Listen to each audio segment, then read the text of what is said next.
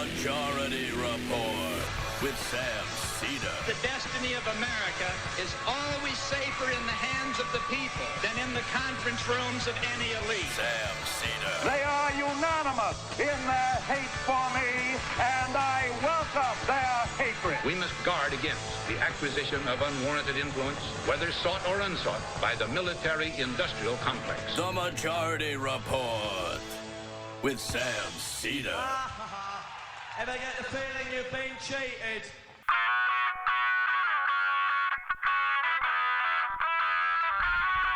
It is Monday, December 17th, 2018. My name is Sam Seder. This is the 5-time award-winning Majority Report.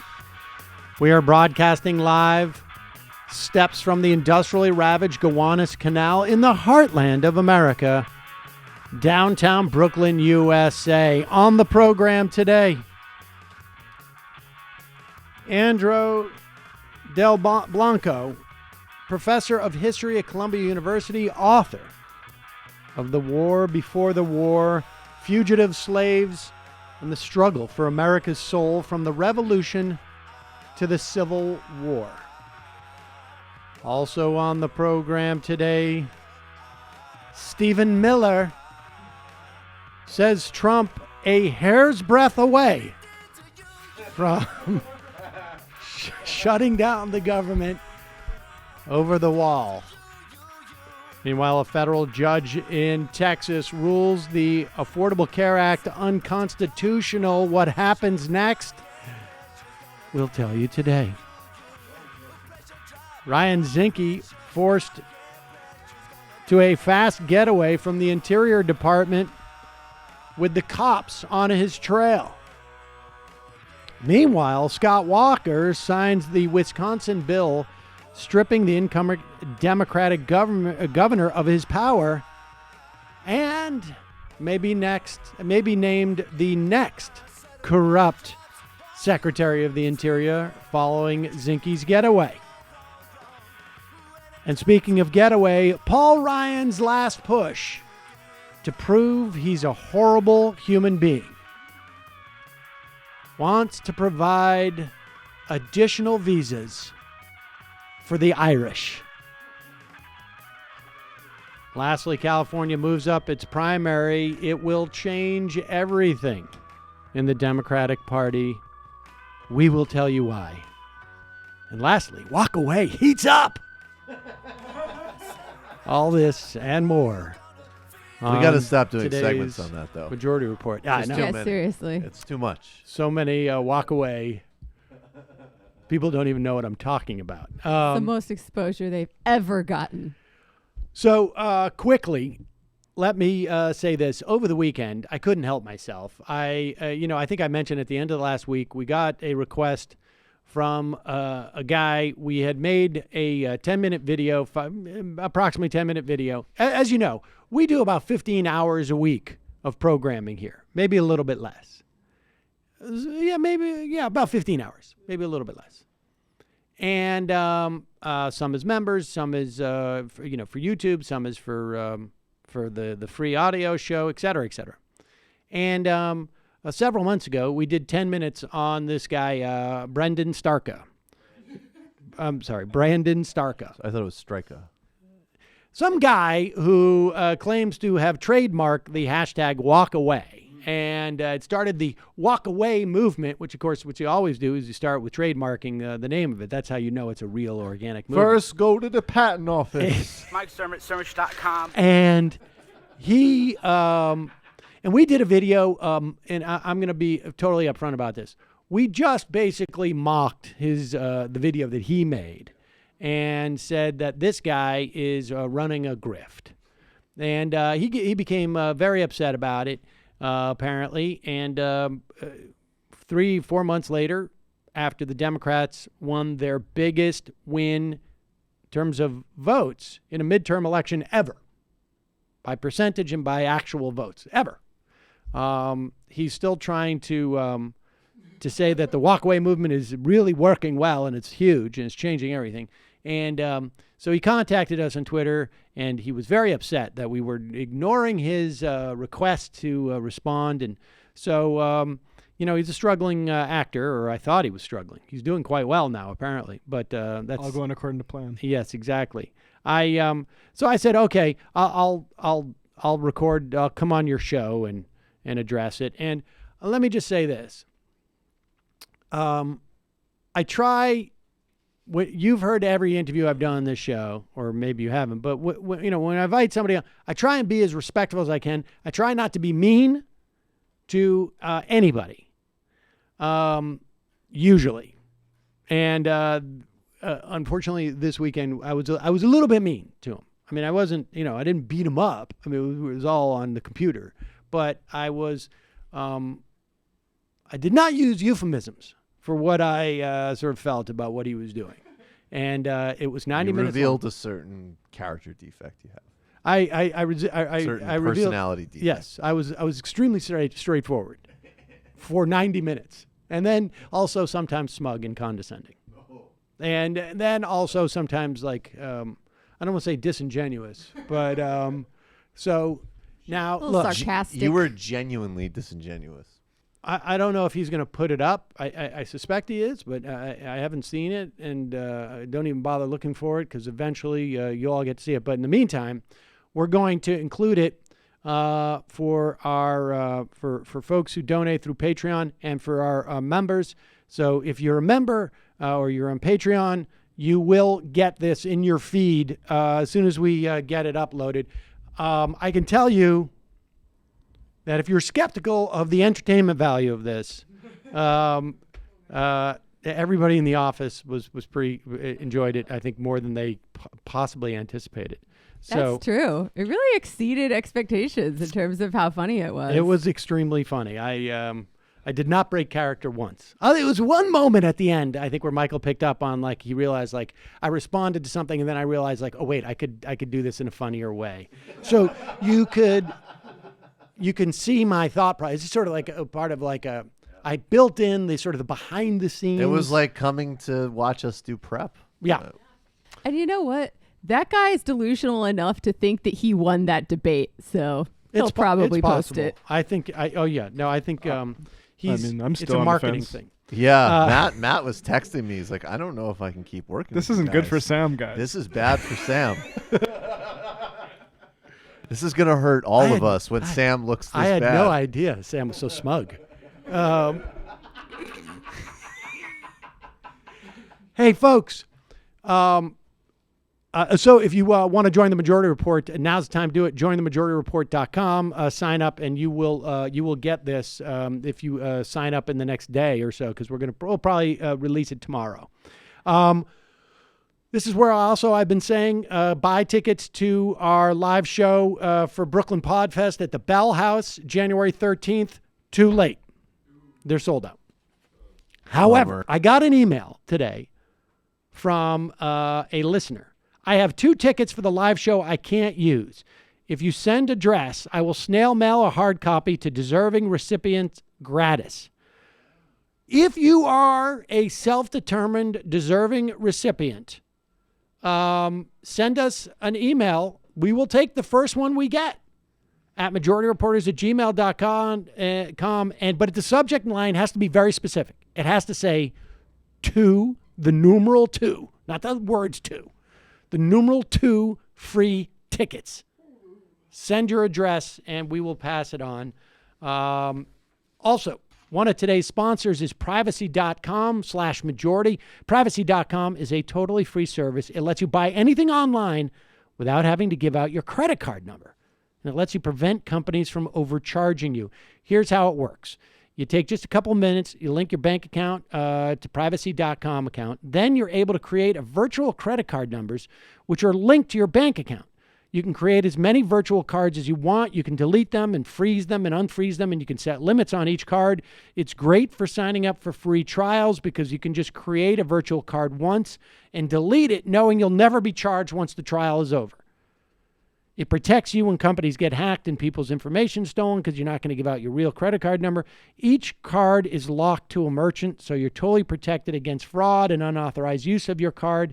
Privacy.com's mobile app and desktop browser extension make it incredibly easy to manage your wallet of virtual cards. and allow you to autofill your virtual credit card number at the click of a button when you're shopping online. There are countless different advantages using a service like this to pay your bills and buy things online. You can find out more. And I will say this. I haven't quite figured out if I can swing this, but some of us have elderly parents. Sometimes they get caught in fishing expeditions. I haven't quite worked this out yet, so I don't know. You have to noodle around with it, but this is a perfect. This sounds like it could be a perfect solution. If there's a way I can manage it for my parents, I'm not going to get too specific from a distance, but you can find out more and get 100% free and unlimited access by going to privacy.com/majority. I put a link underneath this video if you're watching on YouTube. I put a link in the podcast description. Check it out. Also, one of today's sponsors is Skillshare. And the first 500 people, and I cannot guarantee that this is going to be available for much longer because I have a feeling we have more. We're very close to that. I don't know, sometimes they say 500 people, and they're like, if you 600 show up, they'll do it. But you go to Skillshare at skl.sh/majority. You're going to get 2 whole months of totally free access to Skillshare's entire library of super quality online courses and tutorials. Skillshare is a vibrant online learning community, offers courses on everything from design to video editing to photography to business to technology, cooking, meditation, everything in between. There are Skillshare courses for everybody. You'll have no problem finding courses that's going to be useful for you, both from like a business standpoint, from a personal standpoint, whether you want to sharpen your skills on something you already love doing, or you want to learn how to do something totally new. Skillshare has you covered. They have courses for entrepreneurs, courses on computer coding, web development, personal nutrition, learning languages, Photoshop, you name it. I've been checking out some of the cooking classes, particularly the knife use. I know that people are like, what? That seems very, but I'm not going to go out and I'm not going to go to a learning annex course to learn how to do a knife skill, but you pick up tips. It's very helpful. Like I say, I'm also going to learn some basic accounting going forward, maybe some Photoshop skills. Just think of everything you're going to have at your fingertips for 2 whole months. That's skl.sh/majority. skl.sh/majority. I put a link underneath this video and in the podcast description. Check it all out. All right. So the Trump administration is sending out the best that they have to offer to defend them against the sort of the latest revelations. And, Michael Cohen headed to jail.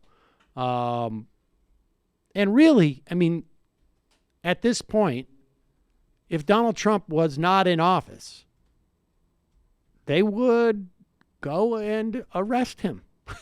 I mean, that's just the reality. And it's clear that the Southern District of New York, who pressed these charges against Michael Cohen, know that you cannot indict a sitting president. And so I think they're just going to go after the whole family on those narrow charges that are around the Trump business dealings. But here's Rudy Giuliani, fresh off of making millions of dollars from, who was it now? Like some oppressive regime. He consulted all across the globe, but particularly he worked with Latin recently. America. No, but just recently I feel like there was an African, I can't remember. Equatorial Ghana? I'm not sure. Guinea? I'm not sure. Somebody. Anyway, there was a great show on this program about specifically his work to enhance police violence in Latin America. If you can enhance police violence, why wouldn't you? But here's Rudy Giuliani going out. God knows how much money he thinks he's going to make, or really, it's the only way he gets on television, which ups his value with the other clients. I mean, going out and defending Donald Trump may not ultimately pay him anything because Donald Trump doesn't pay his bills. But what it does do is it signals to tyrants in third world nations, I'm your guy.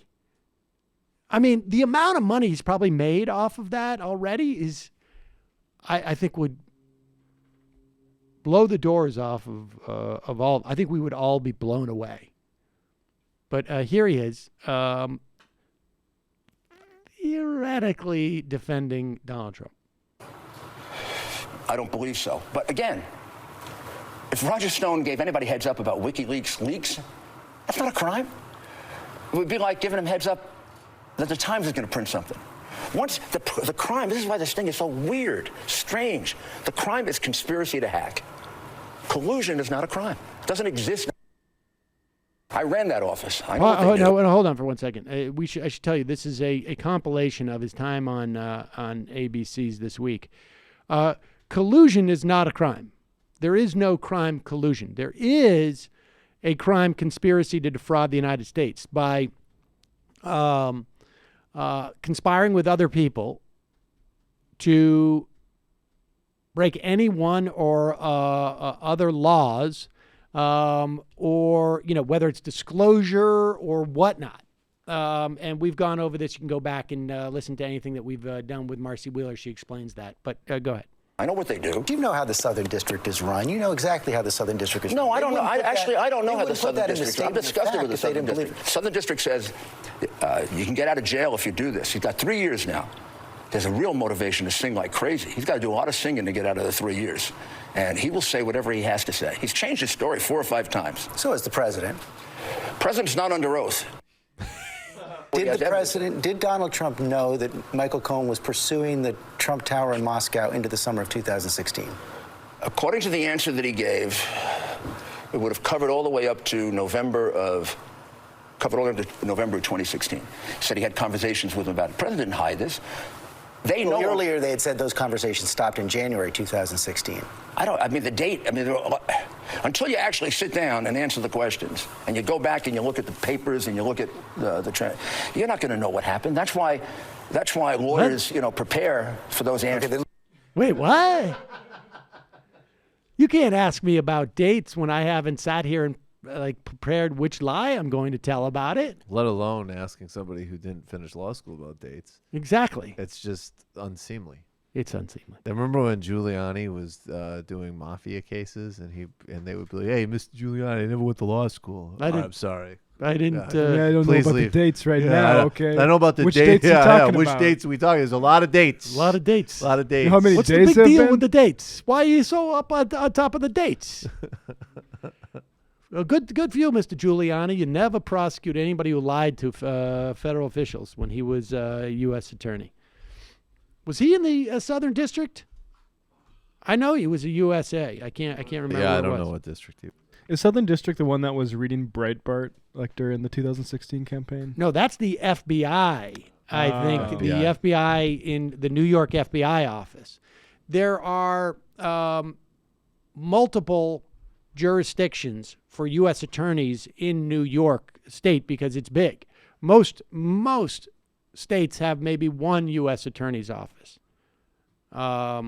Yeah, but he rescued us from all that unlawful dancing, so that's right. Can't be too hard on him. That's right. There was a lot of victories there. That Rudy Giuliani, you don't see people cleaning windshields anymore because of Rudy. Meanwhile, over at Morning with Maria on, is this Fox Business? Yes, Maria Bartiromo. When she is not genuflecting to power, she is pretending that she doesn't, that she actually knows what she's talking about.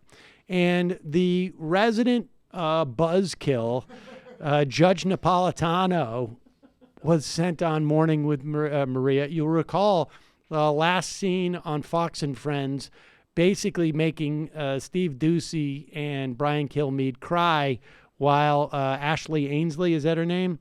Ainsley Earhart. That is her. Ainsley Earhart. Ashley Ainsley, goddammit. Ainsley Earhart didn't know necessarily what was going on. I'm not sure Doocy knew what was going on either, but Kilmeade clearly was upset. And here is Judge Napolitano to basically tell Maria Bartiromo, yeah, no. That's but right. when he says he doesn't remember, what he said at the 92nd Street Y, I think was damning, Judge. Yes. What do you think? He says, "Oh, we did it this way with Michael Flynn, but we couldn't have gotten away with doing it that way." Pause it. What she's talking about is Comey. I think he was at the 92nd Y doing an interview, and he was explaining how it is that they got in to sit down with Michael Flynn in the Situation Room, and he said, "You know what? The procedures in other administrations would have blockaded us, but nobody stopped us." And, I got news for you. Police officers of all stripes, they will go and do stuff that's not illegal, but if you don't exercise your rights to say, like, they'll come and they'll say, can we open up your trunk and look at it? And if they have no probable cause, all they need is for you to say yes. And even if you think like, oh, I have to say yes, but you don't, they'll go and open it up, and that's perfectly legal. Now, every single person on this set knows that. Not this set, but on that set with Maria Bartiromo. If there was ever a story of like, the police came over and just by random said, hey, can we look in your trunk? And there was a body in there, or there was 10 kilos of coke or whatever it was, and the driver said, you know what? I didn't know I could say no. No one on that panel would be like, can you believe the overreach by the police? It'd be a good game, though. You could just say, yes, look in the trunk, and then the cops look and they see the body, and they're like, well, you weren't technically supposed to do that, so it looks like I'm getting off. But the thing is, if you say yes, you entrap me. Yeah, that you entrapped me. No, even if you say yes, if you say yes, because you're taking advantage of how dim I am. Just sat down, and the big complaint is that the FBI agents were friendly, and he didn't know because they were being so friendly that they were like there for a reason. They just thought like, oh, they came to visit me just to shoot the crap. In my fantasy life, they entrapped Flynn the same way they do like vulnerable Middle Eastern teenagers, like with there's a lot of money in kidnapping this Turkish cleric. Right. Want to do it? And of course they don't pretend like they're harebrained scheme. They don't pretend like they're FBI agents. Anyways, here's the third. We couldn't have gotten away with doing it that way in more organized administration. I figured because they were so disorganized, let me just send a few agents over there. It is almost... It's not the way you want your FBI director to operate. I agree, but it is almost inconceivable that FBI agents would be roaming the halls of the West Wing. What the hell are they doing there? They should have been asked to leave. If they didn't have a search warrant, they had no business there. Hey, Mike, can we talk to you? We want to ask you a question. We already know the answer. Right. And then it ends up in an indictment. Which is why the Journal called it entrapment. I know there's a debate about that. I saw your interview with General Mukasey. In my opinion, he's absolutely correct.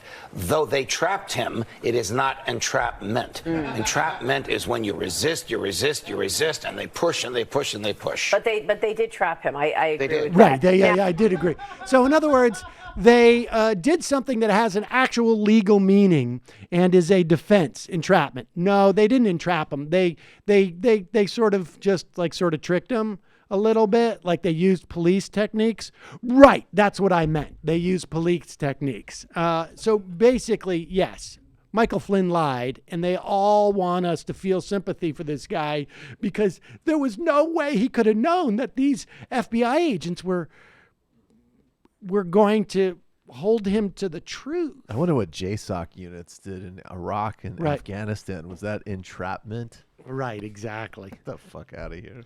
All right, we got to take a quick break. When we come back, Andrew Delbanco on his book, The War Before the War, Fugitive Slaves and the Struggle for America's Soul from the Revolution to Civil War.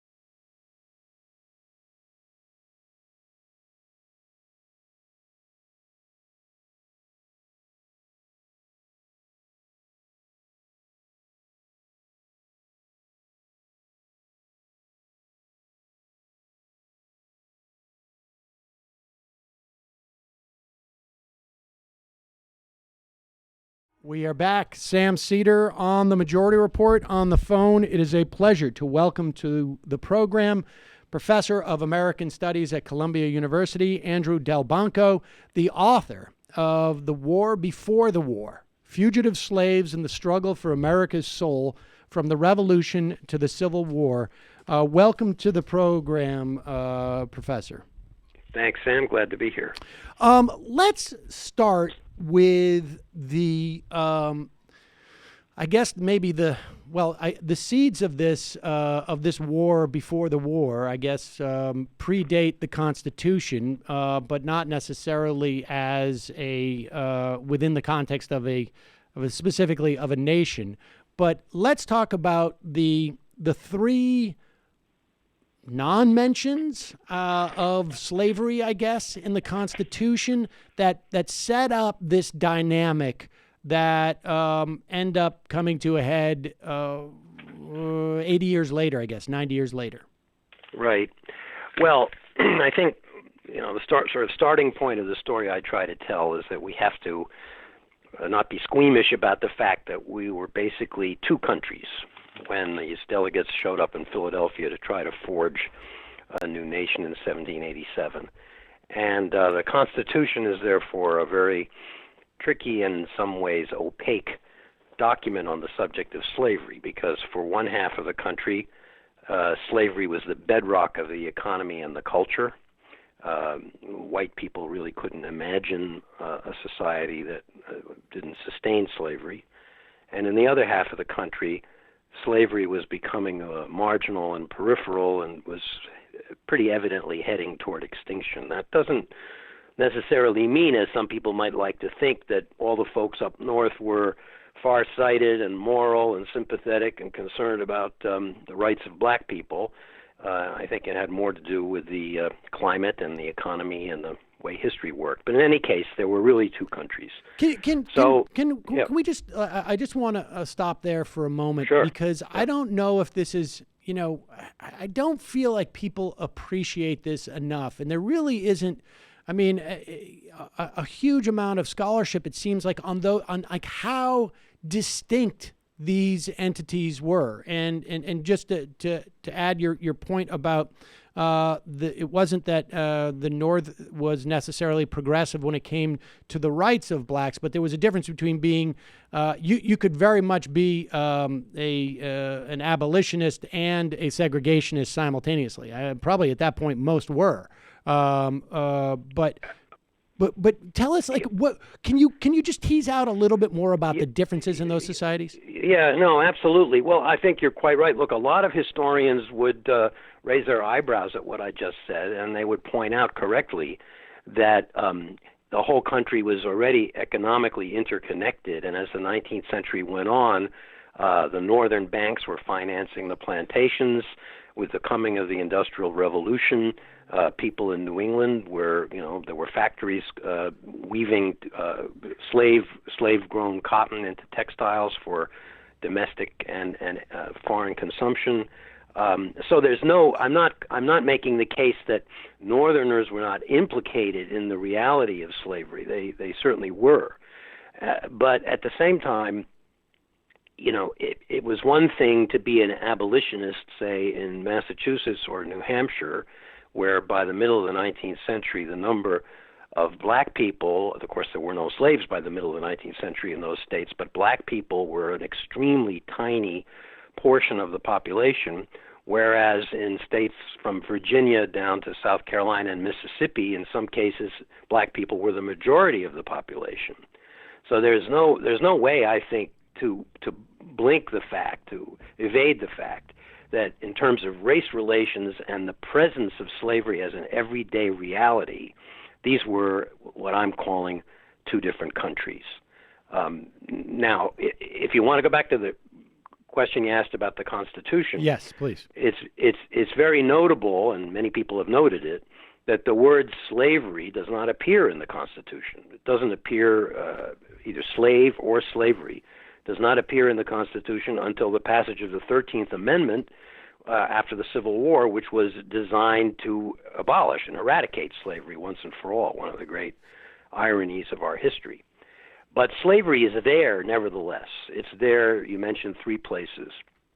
It's there in the clause that authorizes the Congress, after a 20-year waiting period, which was a sort of compromise deal that they struck, to regulate the importation of such persons as states may wish to import.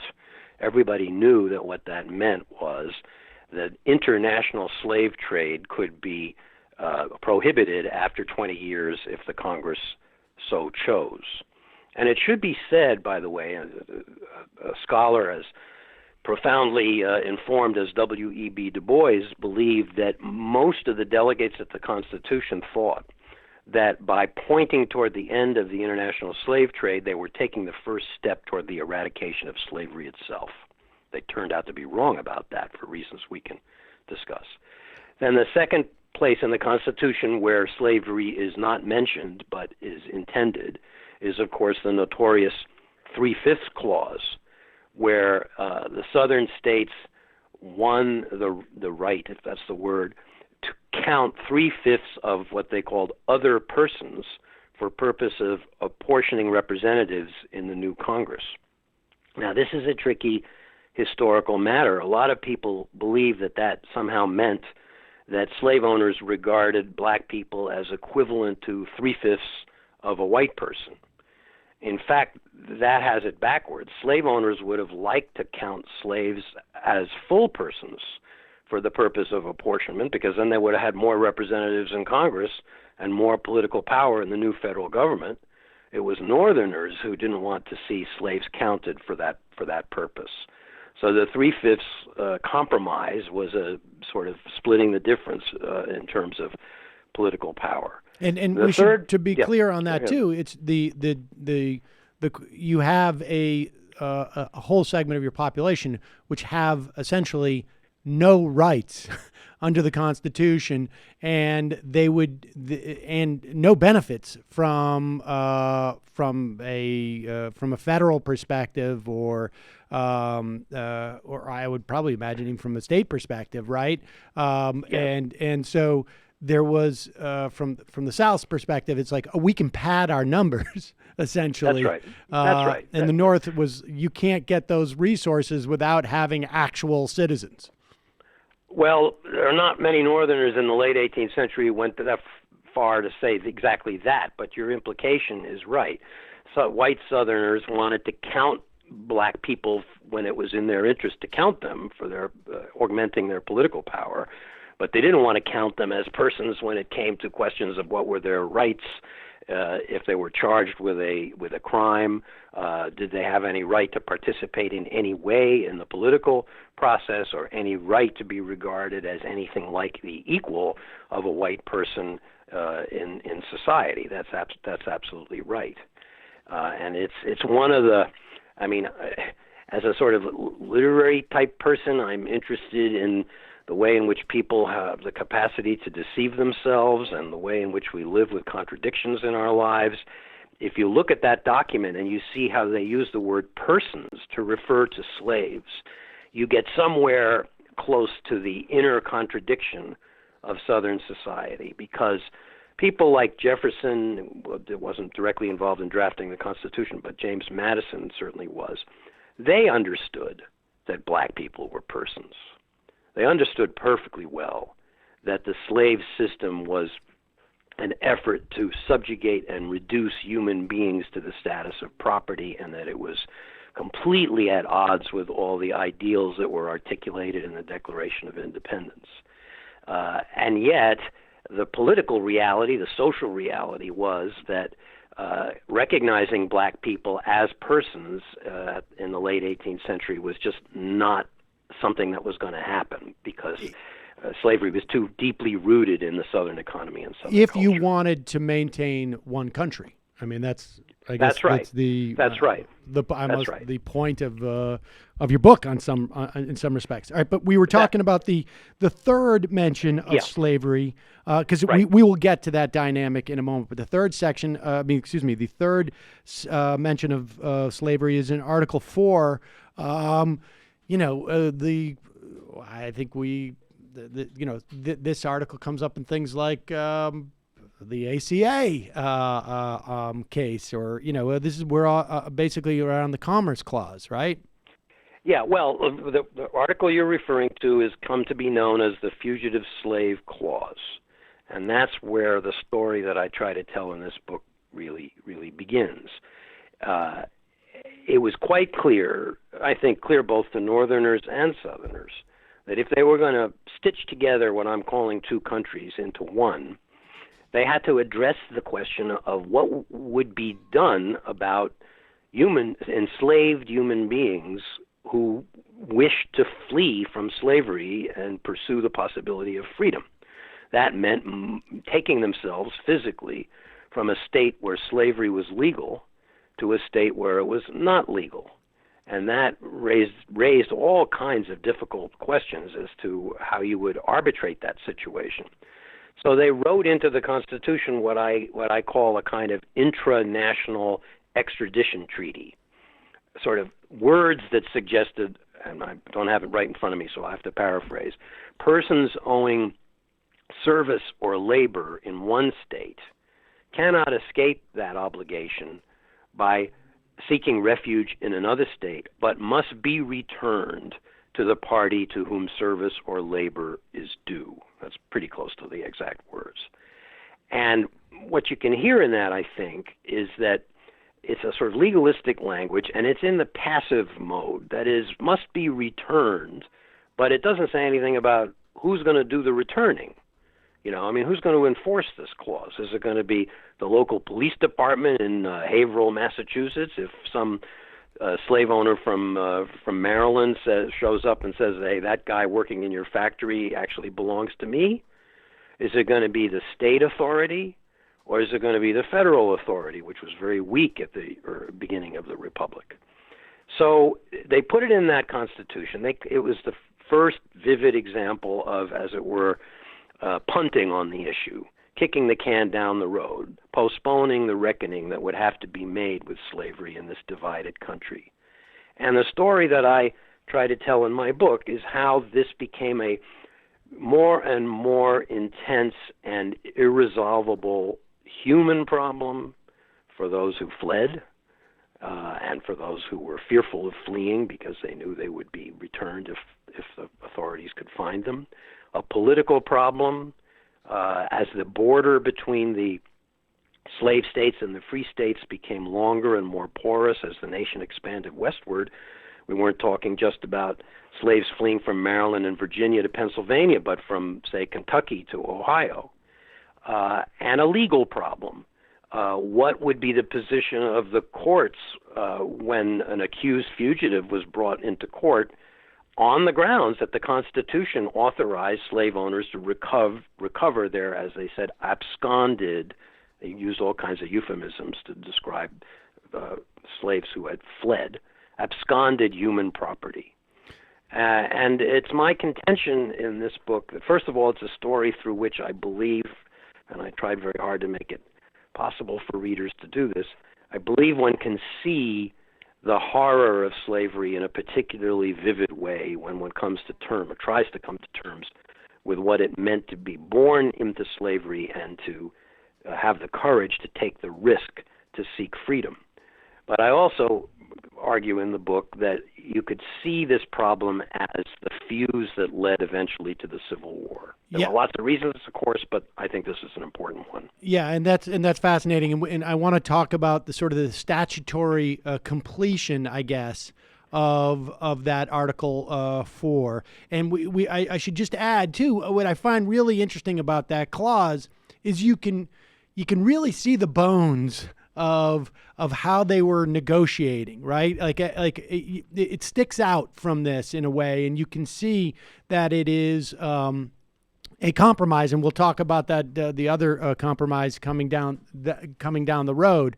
But what also strikes me is that clause. It says no person. I happen to have in front of me. No person held to service or labor in one state under the laws thereof, escaping into another, shall, in consequence of any law or regulation therein. So New York State not only from the perspective there's a negative there's a prohibition against a state or basically a nullifying of any state law that would protect these people. Like you cannot pass a law that if you come into New York State, you are now, you are discharged from your responsibilities as a slave, I guess, is basically what it's saying. That's exactly right, and I'm suspecting maybe you spent some time in law school. I did just one year. There you but, go. Okay, so I got that right. But no, you're exactly right. And one of the stories I tell in the book that really jumped out at me when I first read it, there's this character named Pierce Butler, who was one of the delegates from South Carolina at the Constitutional Convention, and he's in Philadelphia in the 1790s, where the Congress met. Now, Pennsylvania had passed a law that was precisely of the type that you just described. As early as 1780, they passed a law that said no person enslaved in another state brought to Pennsylvania who has been in residence for more than 6 months can continue to be regarded as a slave. But that person, under Pennsylvania law, is now a free person. And one sidelight on that is that none other than George Washington himself consulted the Attorney General and got some private advice and said, look, if you're in Philly with your slaves, send them back to Mount Vernon after maybe 5 months and a couple of weeks, and bring some others to help you out, and then you can bring the first contingent back because you will have the calendar starts over again. The clock starts over again. I'm not making that up. It's like renewing your visa almost if you're from a different country. Yeah, that's right. Anyway, so Pierce Butler is in Philadelphia, and some members of the Pennsylvania Abolition Society show up at his door one day, and they say, "Listen, we happen to know that you've got a slave living with you." The young man's name was Ben. He's been here longer than 6 months, so we're here to tell you that he's now a free man. And Pierce Butler says something very close to, I'm a citizen of South Carolina. What have the laws of Pennsylvania got to do with me? And there, in a nutshell, is the problem that you were just pointing to. And as you, I'm sure, know, during the course of the early 19th century, more and more northern states passed what they called personal liberty laws that had various implications that enslaved people would be emancipated by the clock or by other means. And so the collision among the states, between the slave states and the free states, just got closer and closer and more intense over this issue of whether slavery was a national right enshrined in the Constitution. I mean, this is what, the slave owners by the 1850s were saying. There are all these federal territories. Who is the federal government to tell us that we can't take our slaves there? In the Constitution, our property rights are protected. So slavery is a national phenomenon. Just because you don't want it in your state doesn't mean that we can't bring our enslaved person to your state and do whatever we like with them for however long we want. And that became the issue that provoked the rise, ironically enough, of the Republican Party in the 1850s and led to the election of Abraham Lincoln. Okay, and so as we move toward that time, as we move through time, these two, I guess, cultures, if you will, begin to have more and more conflict around this point in federal territories. I also imagine at one point someone looks at that section 3, or I should say section 2, clause 3, and starts to question like, well, there's nowhere in the Constitution that specifies what held to service. What constitutes legitimate held to service? Like, if you're contractual, it's not like people were signing contracts with slaves. So that's another great point. In fact, Frederick Douglass himself, who was a pretty sharp guy, and he didn't go to law school, he had a good legal mind. He wrote a pamphlet in 1860, and it was all about that word due, D-U-E, in that clause. The person or party to whom service or labor is due. And Frederick Douglass makes the whole case. He says, you know what? Service or labor isn't due to anybody because slavery is an illegitimate institution. So I'm reading this and I don't see anybody to whom service or labor or my service or labor is due. So he tried to pull the rug out from under the under the clause that way. It was a little bit of a fancy legal argument that didn't win many converts, but it was an interesting point of view. So walk us up. What is the next, in terms of the next big sort of like institutional reaction to that conflict? And by that I mean, is it the fugitive slave laws? Is there a particular one which is the sort of the most prominent milestone on en route to where we get to, I guess, the ultimate conflict being the Civil War? Because I know at one point, because you mentioned that in the past we've interviewed Sven Beckhardt and others who have Eckhart who have written about the implications of cotton, and particularly the northern benefit, an economy that was built on that. But there's a dynamic that you talk about in the book that is not unlike, today when I go to, the children's store and I like, this is shirt's only $6. That's great. Right. It's because I don't see the slave labor that's involved in it. But there are institutional responses to this conflict that begin to make the North more acutely aware. And in fact, this dynamic cuts across a lot of different issues. I mean, even climate change, people are saying, like, when we start seeing this stuff a little bit more often, like the wildfires, we're going to understand what's going on. There's a dynamic that takes place there between these two cultures in terms of slavery.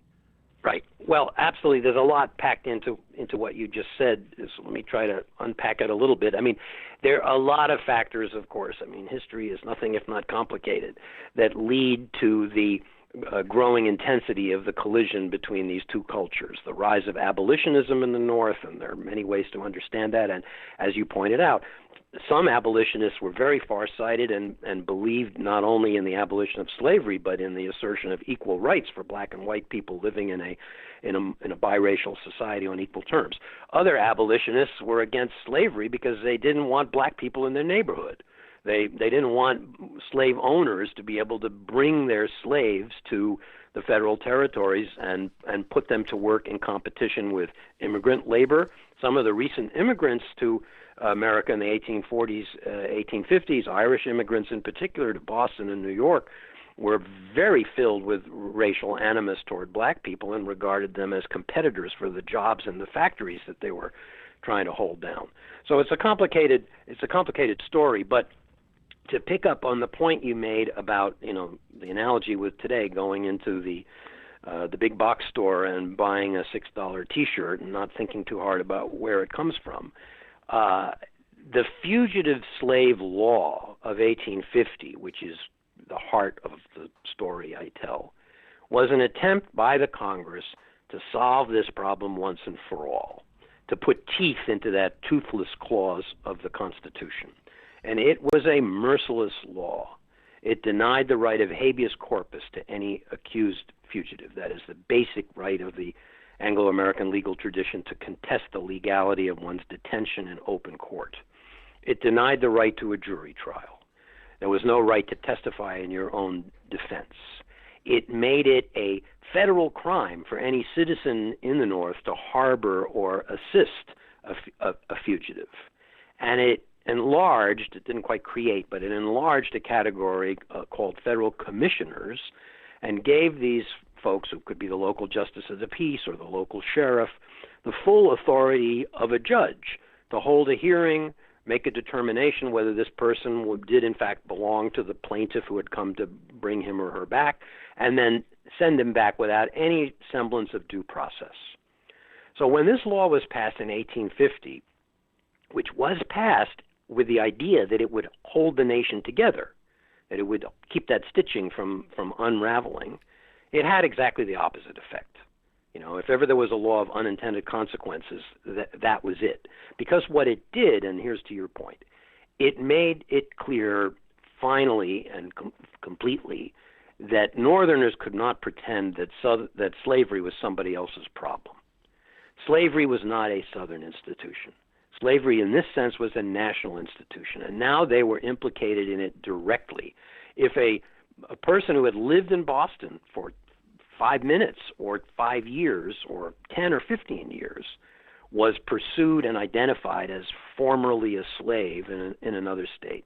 That person was put into chains, taken to the local jailhouse, and under the judgment of some low-level bureaucrat, put on a boat and sent back to Georgia or Virginia or wherever in front of your eyes.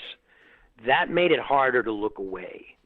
And Ralph Waldo Emerson, was kind of slow in coming to the active engagement in the anti-slavery movement. Put it this way, he said when he talked about New Englanders putting sugar in their tea or eating their dessert pastries, no one tasted blood in the treats. No one tasted blood in the treats. But the Fugitive Slave Law suddenly, it woke them up in a sensory way that slavery was actually right here in our backyard, and we're involved, and we have to come to terms with our future with respect to slavery. What are we going to do about this situation? There's it's not a direct parallel, but I think there is an obvious parallel today when you read stories coming from around the country of, I was in favor of what ICE was doing until, Paul Gonzalez, who has had a dry cleaners down the street for 25 years, all of a sudden gets deported and leaves his entire family.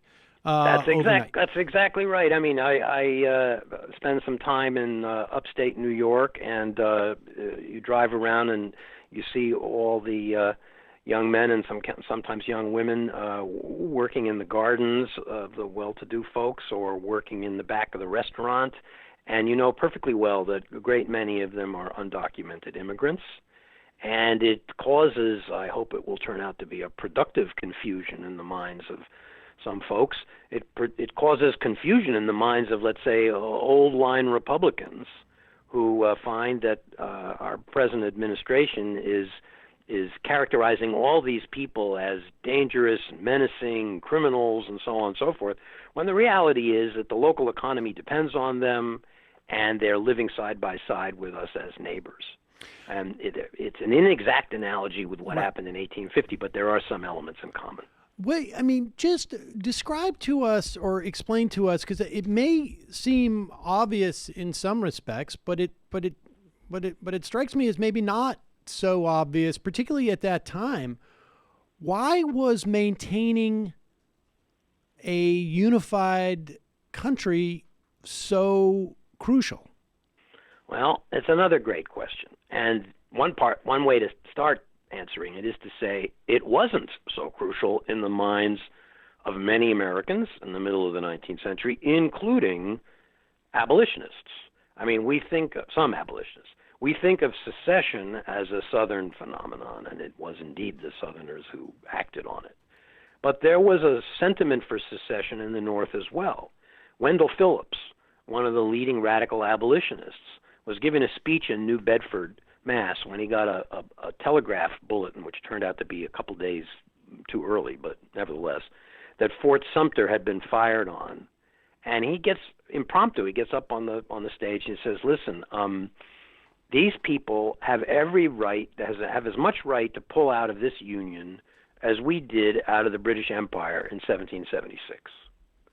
He says, Mr. Lincoln has no right to a soldier in Fort Sumter. Let them go.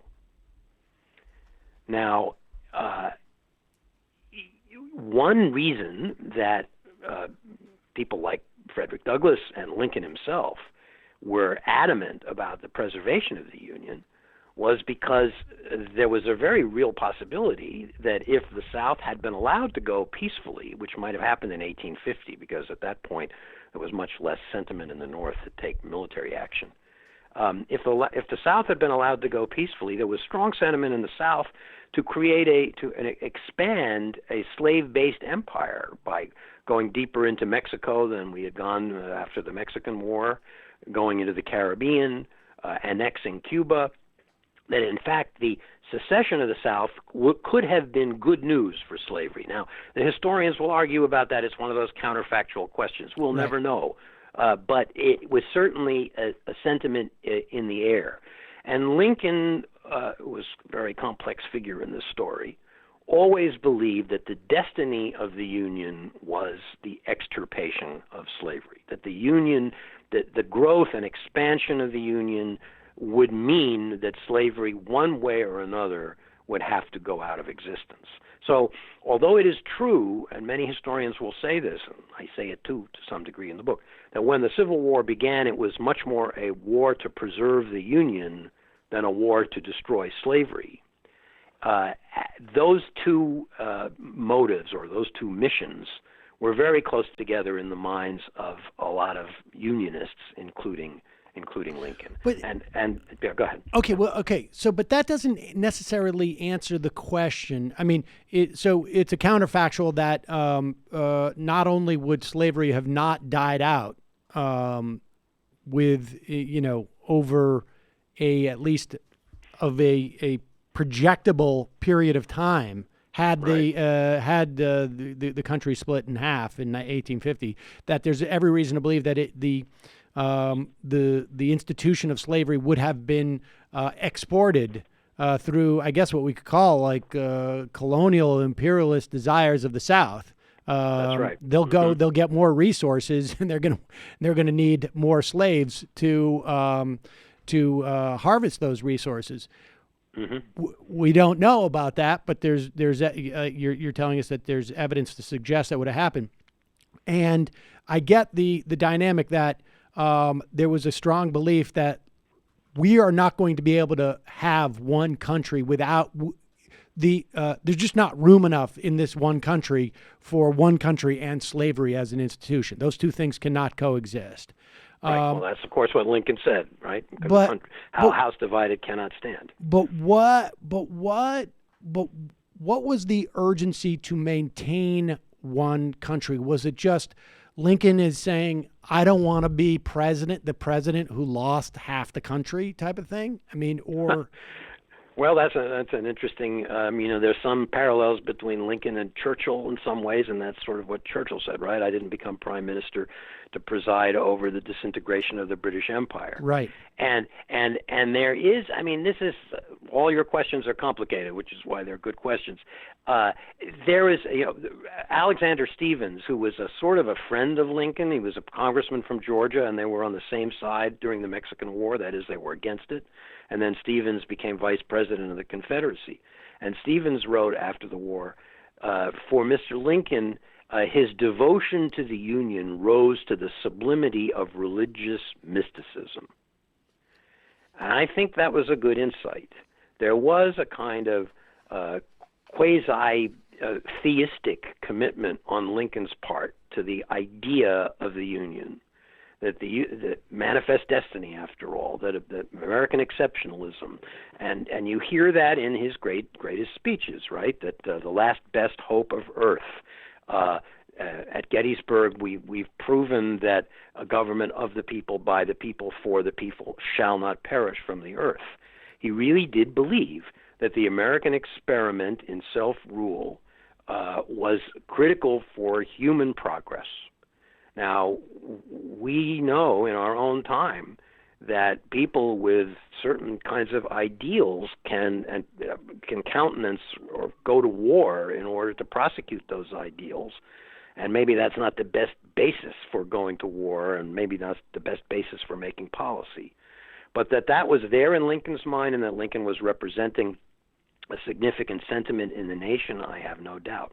And then, of course, there are also raw, hard material reasons. I mean, the American economy was already very interconnected. The trade via the waterways and the emerging railroads, it would have been a weaker nation with a weaker economy if it had been sundered in two.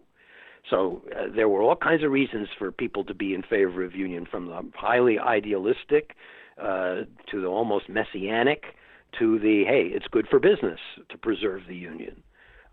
So all of these points came together, and one of the points I really try to drive home, and I think all historians should try to drive home, is that people were not clear in their own minds of why they thought what they thought. They had certain inherited points of view and a very relatively few, changed their minds in a fundamental way. They couldn't read the future. They didn't know what would happen next. Nobody had any clue what the scale of the carnage of the Civil War was going to be. So we can stand back and we can ask a lot of critical questions about them, and that's what we should be doing.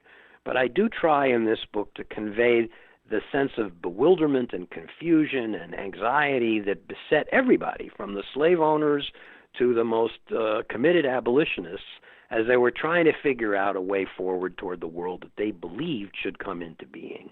It's conceivable. I mean, if someone could come to Lincoln and say, look, I hope you think this is a good idea to maintain this union because, 600,000 people are going to die. To do so, he would have been like, not the cost benefit analysis that I thought we were entering. I mean, it's right. Or did he have people around him that were saying maybe this is outside of your portfolio? But I mean, were there people around him who gave him like an estimate, like, okay, just so you know, I understand this is really important to you that we keep this country together, but this is the cost that's going to be associated with it. I mean, I don't know. It seems to me it would be really hard to conceive of that type of carnage at that point.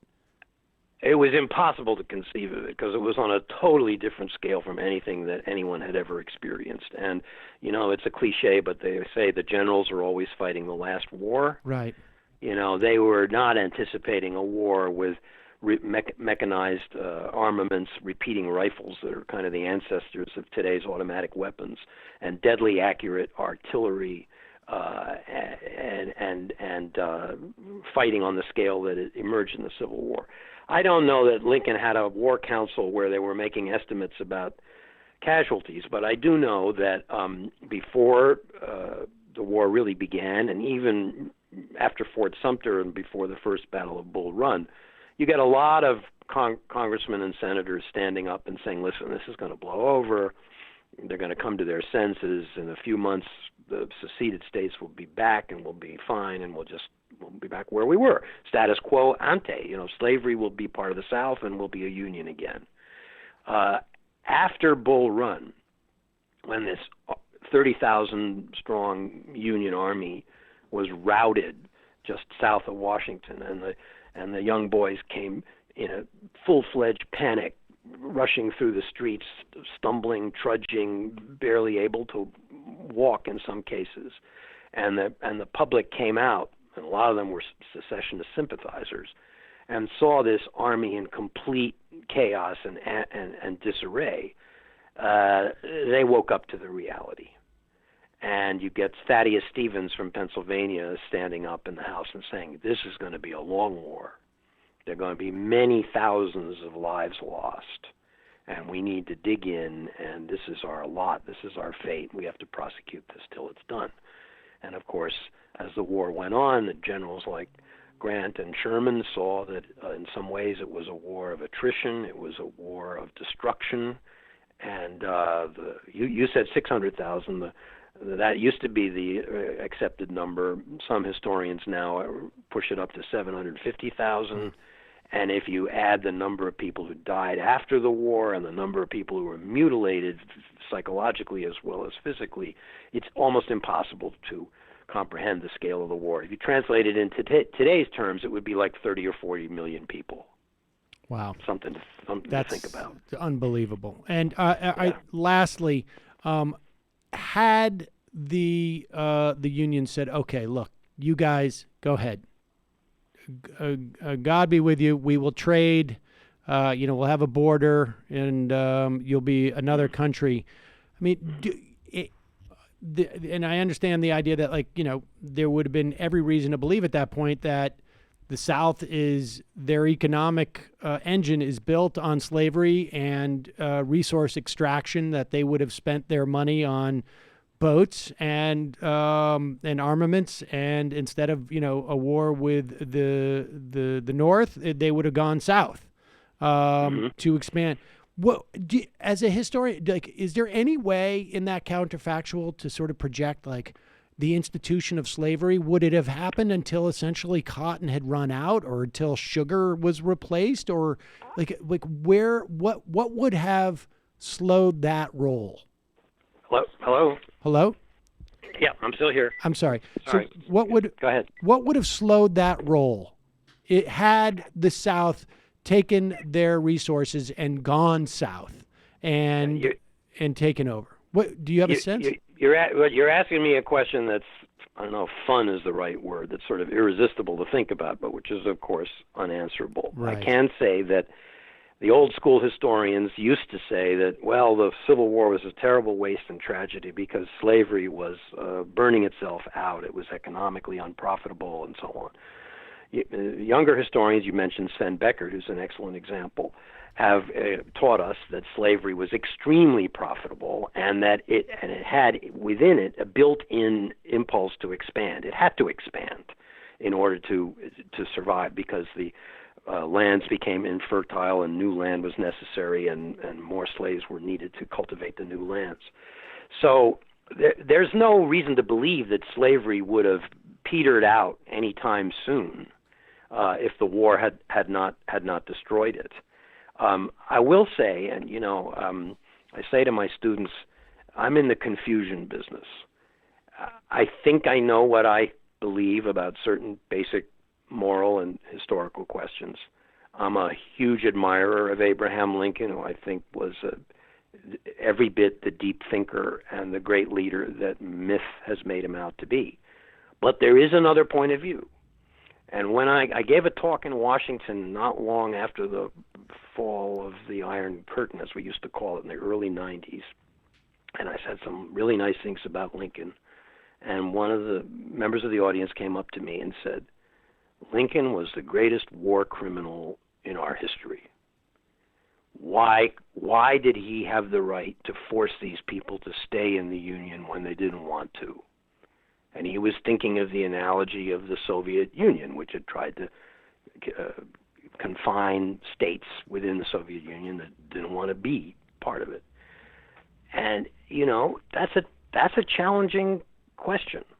It's a difficult historical question, and if we start thinking about analogies in our own time, when is it okay to compel people to remain in the Union? It raises all kinds of, was the Constitution self-defined as a perpetual document? Was the Union designed to be something that could never be dissolved? The Founding Fathers actually kind of evaded that question and didn't address it directly. Well, Lincoln answered it. And with all of our problems today, I think most of the time when people say, well, California should secede or the two borders should become their own nation, and mostly people aren't serious about that. And most of us find it hard to imagine that the United States will break up. But they found it hard to imagine in the 1850s too, so who knows? The book is The War Before the War, Fugitive Slaves and the Struggle for America's Soul from the Revolution to the Civil War. Andrew Delbanco. We will put a link to the book at majority.fm. Thank you so much for your time today. It's fascinating stuff. Thank you. It's been a pleasure. Thank you. All right, folks. Going to head to the fun half, wherein we will take your phone calls. We will take your IMs. Just a reminder that that video, it's 90 minutes long. It'll be audio, obviously, for our audio members. And we will put a link to it in the at majority.fm in the members post. And we should get that. We'll probably have that up by tomorrow. We just need to just put a little something at the beginning of it. And we will send it out to you if you are a member. It is 90 minutes long. Let me just ask you guys this, because you've seen this. Like, do I need to apologize for being mean? Not to him. I would not apologize to him. And maybe this is a reveal. But I don't want like any of our audience to go like, I didn't think Sam was that mean. Well, I've actually only seen maybe the first 5 minutes of it. So, Jamie, from your perspective, am I like significantly meaner than you've seen me? Maybe a little bit. All right, so just a warning. I wasn't necessarily cantankerous. But I don't want people to go like, oh, I don't feel comfortable now listening to the show. No, it was funny. Okay. You weren't like yelling at him. You were just being glib, which I was being a little good. bit glib. And I will say this.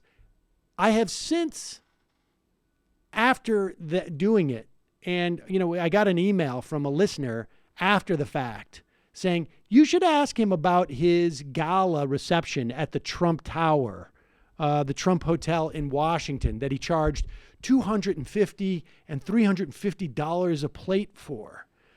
And, it came up in our conversation, but I didn't have time to really absorb it. And what I'm expressing is that I think that guy's a little bit more despicable than I gave him credit for. And if I had to do it over again, I would be meaner. Like originally I was like, the poor guy, whatever. He has a hope and a dream and this and that. And he's sort of a schmuck, but now I'm a little bit more like, this guy's... It's not the right place, right time, right idiot. Now I'm a little bit more like, if I had to do that over again, like, because then I was like, I asked him, I said, at the beginning of the thing, I said, hey, can I get a copy of this? And they were like, sure. And they supposedly gave me permission to record it on my end, but it didn't work. Now, I'm also the type of person who would never enter into a conversation with someone like that and assume that they would record it on my behalf. So I also had a backup recording on my end. It's just a slightly different version of what they have, because you can actually see. I don't know how it is when they present it, if you can see who's waiting in the wings, but like sometimes you can hear the producer talking in my ear. And sometimes you can hear him. I think he's laughing, and I hope it was at Brandon. And I mean, really, you're doing this guy a favor, because he is not cut out for this kind of work. Oh, really? You should tell the $350,000 he's raised in less than a year. He's more cut out than we are. Not to mention what he made on that gala. I'm like, wait, what did you do with that $300,000? And he goes, well, a gala's not free. And then I'm like, oh, okay. And then I realized, like, wait, no, you make money off the gala. And then I called him on it. He goes, well, so I'm smart. And I was like, yeah. And then as that, like, it's because I'm smart. Because it was like an hour and 20 minutes into it. And I'm like, I got to get going. My sister's texting me, and, I should go. I've got stuff to do. And so I did. I wasn't fully engaged. Well, some of the things he said were too dumb for you to take seriously. Yeah, I mean, some were like, that's the thing, is that I went into it with like, I'm just not gonna, try and explain to him, like, I'm not gonna have big policy arguments with this guy. You're not gonna explain why Social Security is actually solvent? Well, I'm always prepared to do that. I'm prepared to do that with like the guy at the hardware store, or but. Oh, and after all that, he got so upset that you compared him to Milo. He just posted pictures of himself with Milo. So he just did? Yeah, there you go. Well, there you go. Trying to get a little of that stardust to rub off on him. Yeah. Well, I explained to him, and he did express that maybe we were, or I was being homophobic because of that comparison. But I explained why we made that comparison, and it wasn't. It was not necessarily for the reasons that I think he thought that I would say to his face. But all right.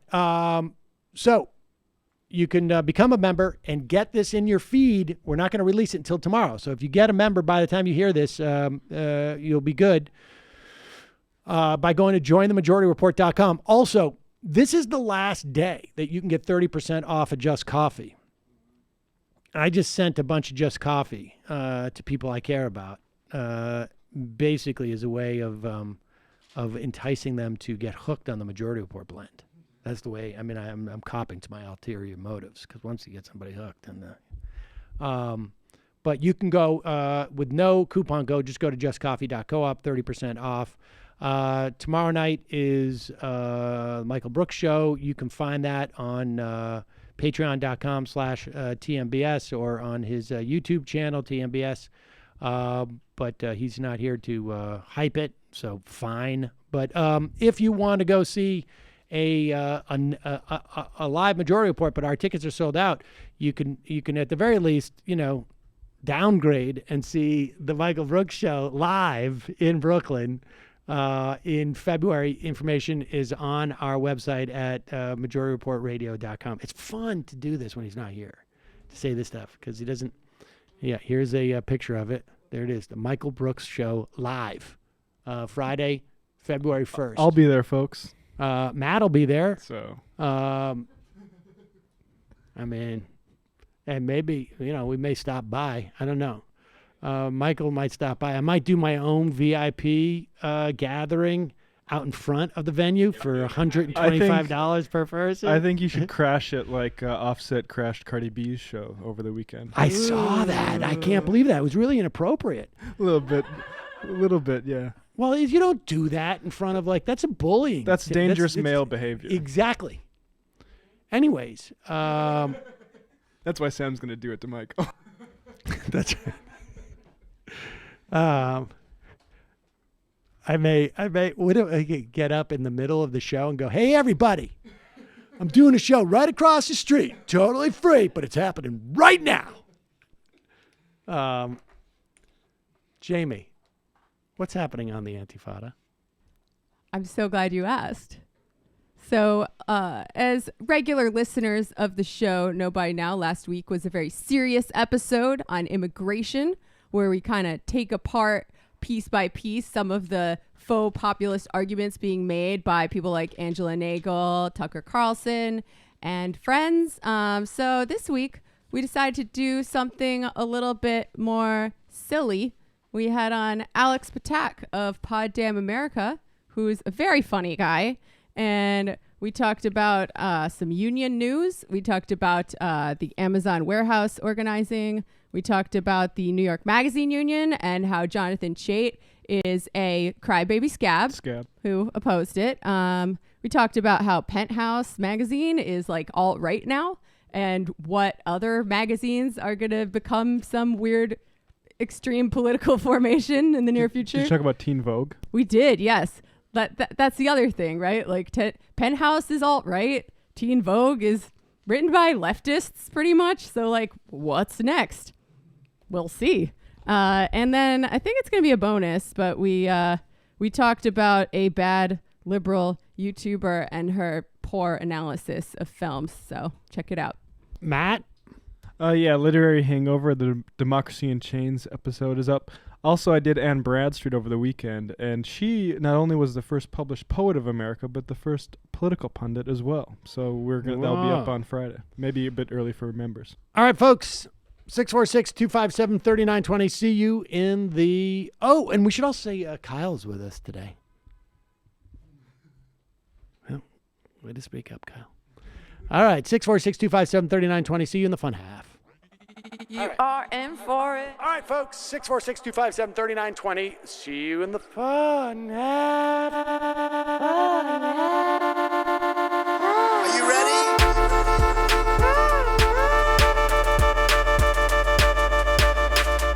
Who sent us this? Alpha males are back. Boy is back. And the alpha males are back.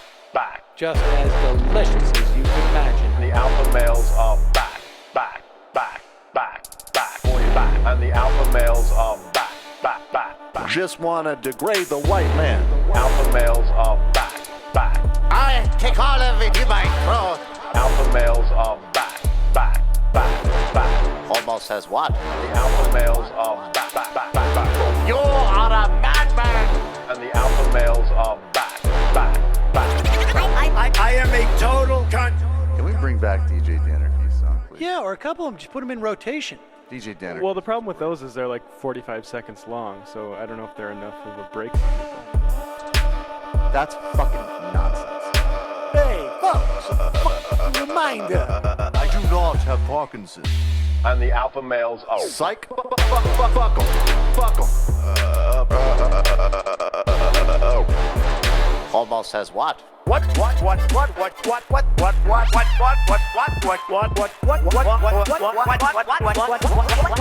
Almost says what? Hell of a lot of bank. Hell of a lot of bank. Hell of a lot of bank. Hell of a lot of bank. Hell of a lot of bank.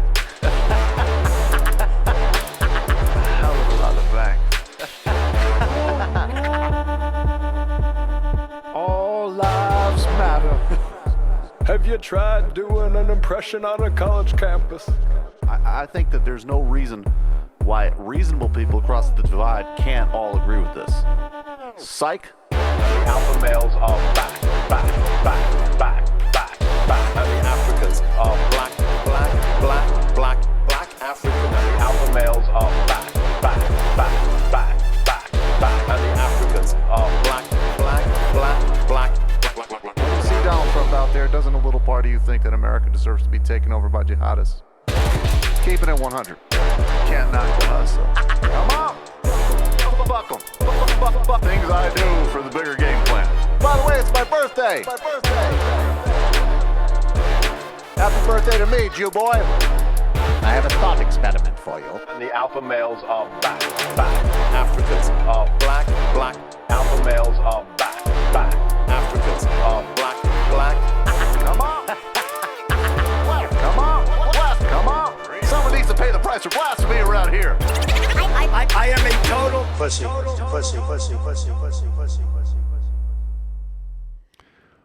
We are back, ladies and gentlemen. It is fun half. I, of course, neglected to call into the phone system, as is my way. So we will. I will do that now.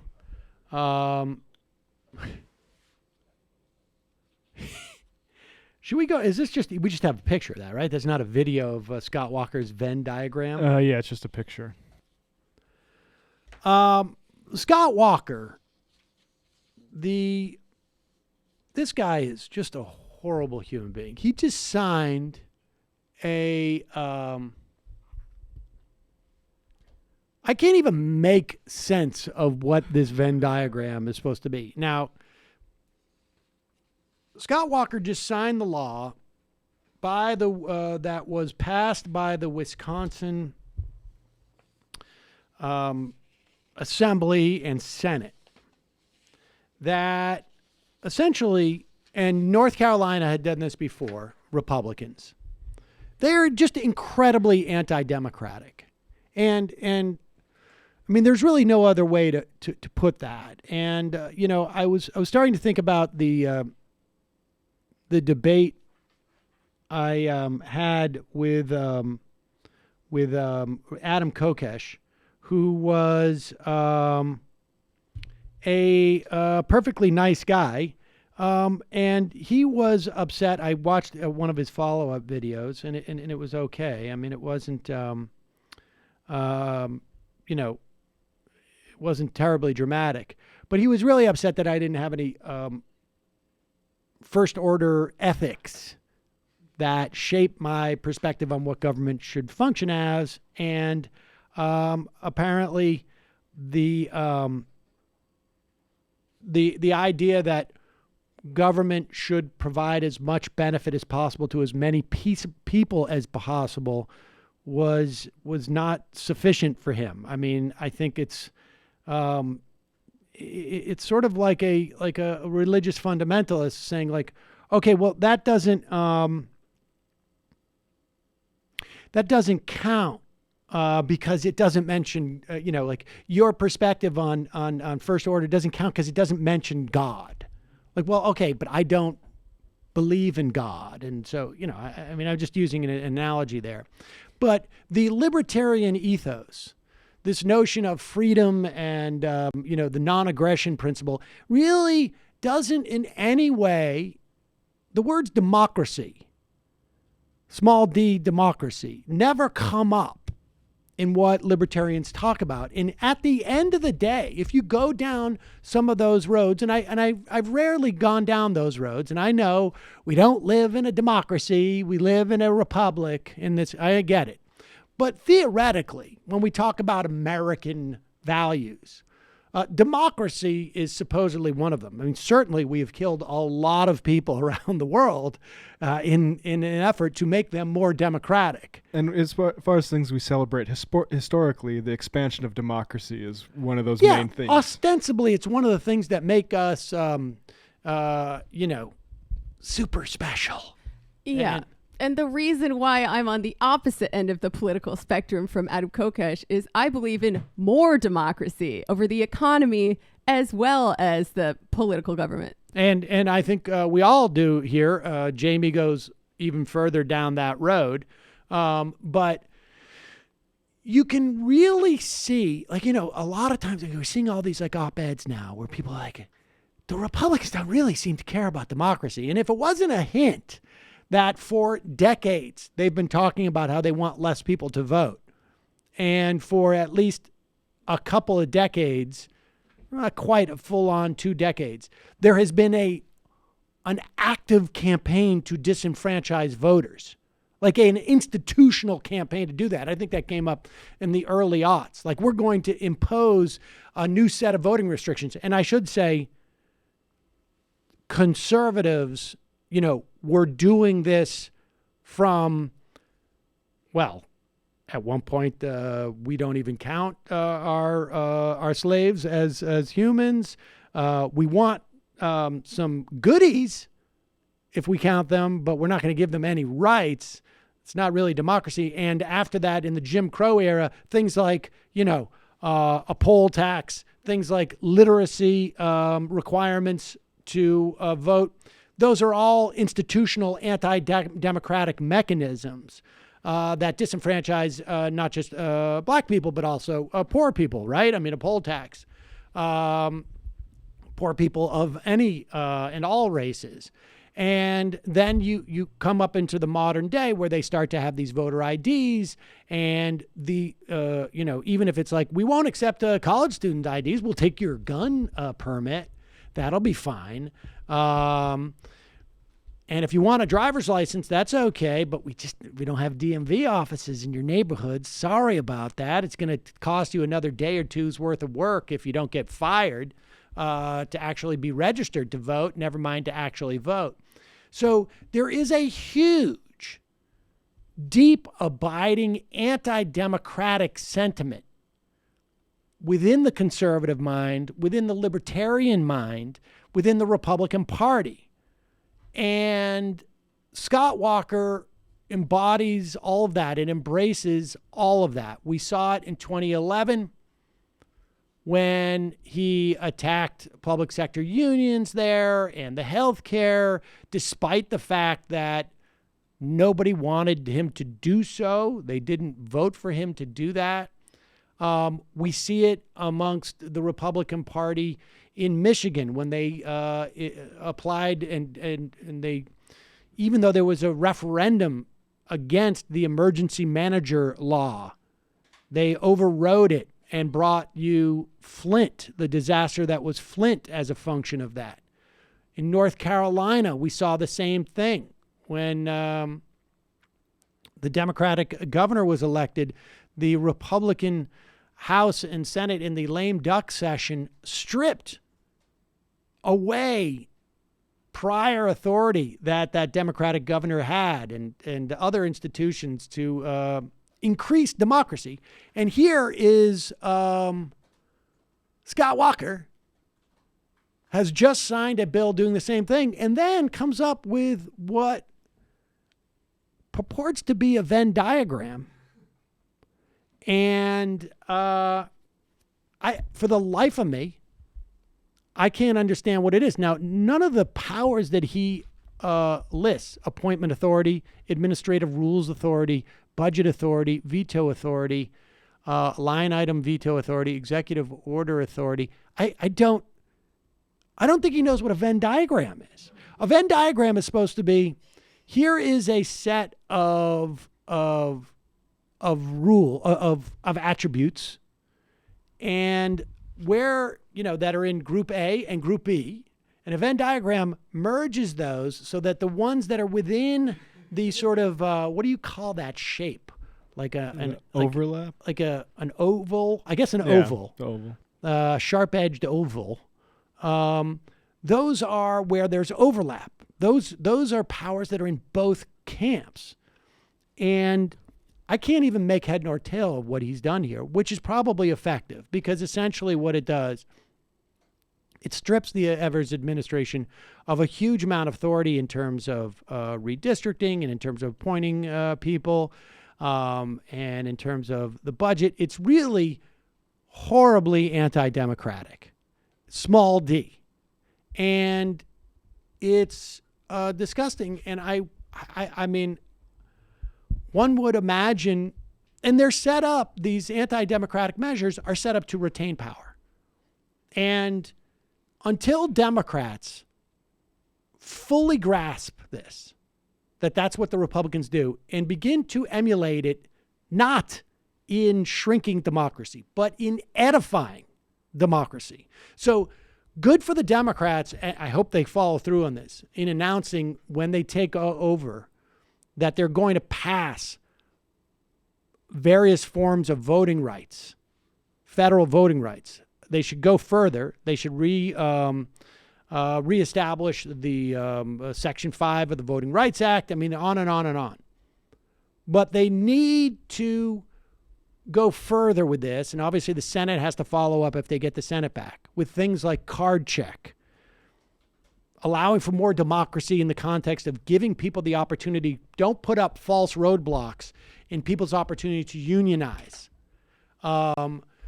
Give more protections for voters. Create a motor voter registration as a federal law. That is, one of the things. But these things which will both edify Democrats, but all you need to do for Democrats to edify their power is to expand democracy, because we see this time and time again. We just went through a midterm election where there was 10 million, 11 million more votes cast for Democrats than Republicans. Now, granted, you only saw that reflected in the House. You didn't see that reflected in the right way in terms of state houses in Pennsylvania, in Wisconsin, in Michigan, in Ohio, where you have intense gerrymandering, where Democrats win the majority of the seats and win the majority of the actual vote, and then get trounced when it comes to seats. In Wisconsin, I think they won 56% of the vote, and the numbers in the Senate and the House are something like 65 to 35% represented by Republicans to Democrats. I mean, anybody can tell that there's a problem there. And so if the Democrats regain some type of operational power, they must pursue a whole host of democratic, small d, measures. Because A, that's an important value in a vacuum, but B, it also helps them retain power against anti-democratic forces. Here you have Ron DeSantis saying that Amendment 4, which calls for the reinstating of voting rights of 1.5 million ex-felons in Florida. And DeSantis, of course, needs to stop this from happening because he believes it's going to hurt him at the ballot box. And so he comes up with this idea that state lawmakers must approve an implementation bill that he signs, as opposed to just like, there's no implementation bill needed here. The executive can say, hey, all those people on your voter list, when you look them up and it says can't vote, ex-felon, just allow them to register. Period. End of story. That's all that needs to happen. He could do that. He has the executive authority to do that. He is slow walking this and hoping that something goes wrong. And it's incredibly undemocratic. Now, the Democrats have a new gerrymandering plan in New Jersey, and they're trying basically to gerrymander like the Republicans did. But it's not quite the same, right? Like they're putting it up to a vote, and I think there's some major differences that Beauchamp misses in this. They're putting it up. Yeah, I should read into it more, but it's a problem regardless of who does it. But putting out, but having independent rewriting of districts, and all you need is to be Democratic, and Democrats will win. It's just there are more Democratic voters than Republican ones. That's just an undisputed fact. But people who would vote for Democrats if they could vote. And that's true too. But I can take, if I portion different parts of the country in such a way, then yes, I can come up with areas where there's more Republicans than not. But the reality is, if done in a fair way, and fair by being just 50-50 proportioning, Democrats are going to win the vast majority of elections. Yeah, this is a first principle, right? People should be democratically represented in government, and just because expanding those rights gives you partisan advantage doesn't mean you shouldn't do it. Right. And the fact that any Democrats are either not doing anything about this issue or actively making it worse should say something about how not all Democrats are the same. Not all Democrats are good. Yep. Okay. Let's go to the phones. You're calling from wait a second. Bear with me 1 second. You're calling from a 210 area code. Who's this? Where are you calling from? Hello, is this me? Yes, it is. Who's this? Where are you calling from? My name is Joshua from San Antonio. Joshua from San Antonio. What's on your mind? Hey, I was just wondering, what do you think is going to happen to DACA? To Becca? DACA. Oh, to DACA. DACA. I don't know. I mean, I don't know. It's a function of the courts now, but I suspect that it may be just more of the same until the Democrats get in, which I guess is, horrible in one respect, but also better than the alternative. Yeah, earlier in the year, before the whole Kavanaugh debacle, the Supreme Court actually rejected a motion for DACA in order to get into the courts. Yeah. And now that Kavanaugh's in there, I just checked I checked the DACA subreddit, and the Justice Department is actually putting through a motion that's going to challenge DACA to the court. So they're basically going to take it to the Supreme Court now. Yeah. So we'll see. Yeah. Thank you. All right. Appreciate the call.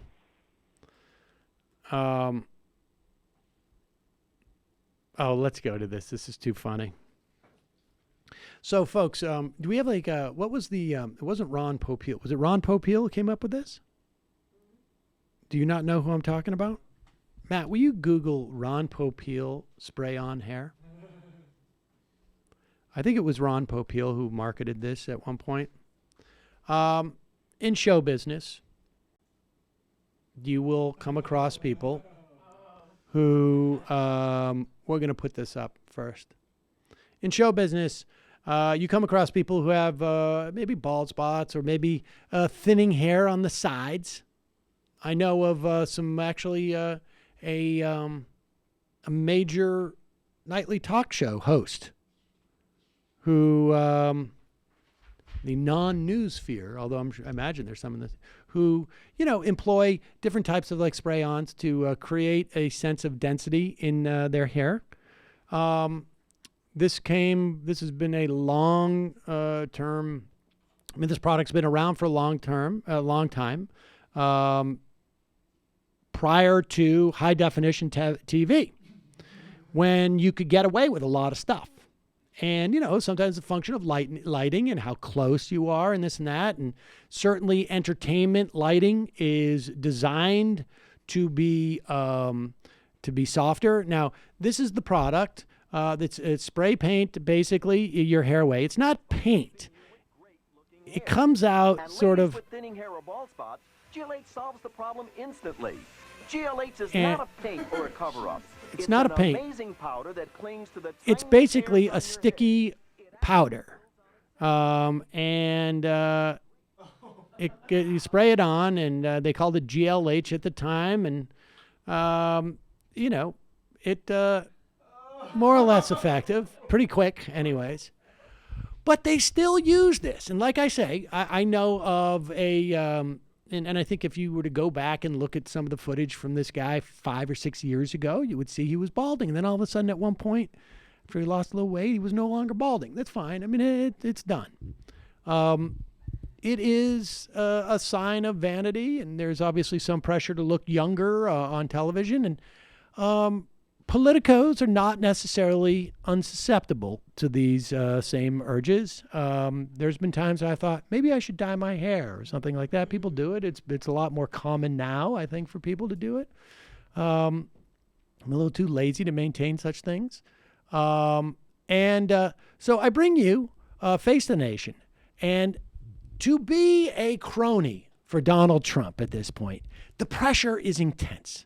And when you go on television, and maybe you're trying to maintain your power in the administration with all the changes that are going on. There's a new chief of staff coming in. There could be new Department of Homeland Security. Maybe you're a little bit insecure about your position there. Maybe you're Stephen Miller, for instance. This guy, here he is. And now, if Stephen Miller is looking at you, he seems a little bit different. Do we have a picture of Stephen Miller from just like, I don't know, the last time he was on TV? Because Stephen Miller, of course, aside being a someone who on the inside I think is dark and ugly, is his I don't want to say evil. I don't usually talk in that way, but just really despicable. Here he is. He's wearing shades, and look at him. He's got a receding hairline. Many people do. Many men do. He cuts it close. He shaves it tight because. That is a better look, or a more modern look. That's not bad at all. No. And that's what I would do. As you can see, at the top of his head, his hairline basically starts, back, I would say about halfway through. And then he's got a little tiny bit, but very sparse up front. But, and then something happened. He went on Face the Nation. And all of a sudden he has a widow's peak. Is that what you call that? Yep. Yeah, a widow's peak that comes down across his forehead. And that is, you wouldn't notice it, except for if you were to almost go to a different angle. Let's play this. Here's Stephen Miller, incidentally. I don't even know what he's saying here. It's something despicable. I'm sure he's talking about why we should be horrible to, what's that? Oh, Obamacare. Now, we will talk about Obamacare in a moment. A incredibly partisan Trump-appointed judge, I believe, in Texas. One of the good ones. Ruled on this. We will talk about that in a bit. But let's watch and listen, this is juvenile. It is puerile. It is silly. And the only reason why we're pointing this out is because Stephen Miller knows that Donald Trump scrutinizes the performance of his cronies on television and wants them all to look as good as he does when they go on television. And so this puts incredible pressure on a guy like Stephen Miller, who has only to offer an completely unreserved hatred of immigrants and brown people as his selling point, and that's getting old. So he's got to keep up appearances. And so he has a lot of pressure to look good. And so he clearly asks the makeup people, can you spray on a widow's peak onto my head? And the problem is, and everybody who's involved in television knows this, he's got two problems. One is, high definition and the lighting on a news show is much harsher than it would be on a television show, like a fictional show. And two, your makeup people and your lighting people, if they don't like you, can make you look really bad. And I suspect both those things are at play. Good morning and welcome to Face the Nation. We begin today with White House Senior Advisor Stephen Miller. He is the president's point person on policy. Good to have you here in studio. That is a very weird pattern of hair. It looks like literally you drew that on to him on the TV. Did he not know they're going to have cameras on the side of the set? I don't think he could see it. I don't think he could see what it looks like. He just looks in the mirror in front, and it looks good to him.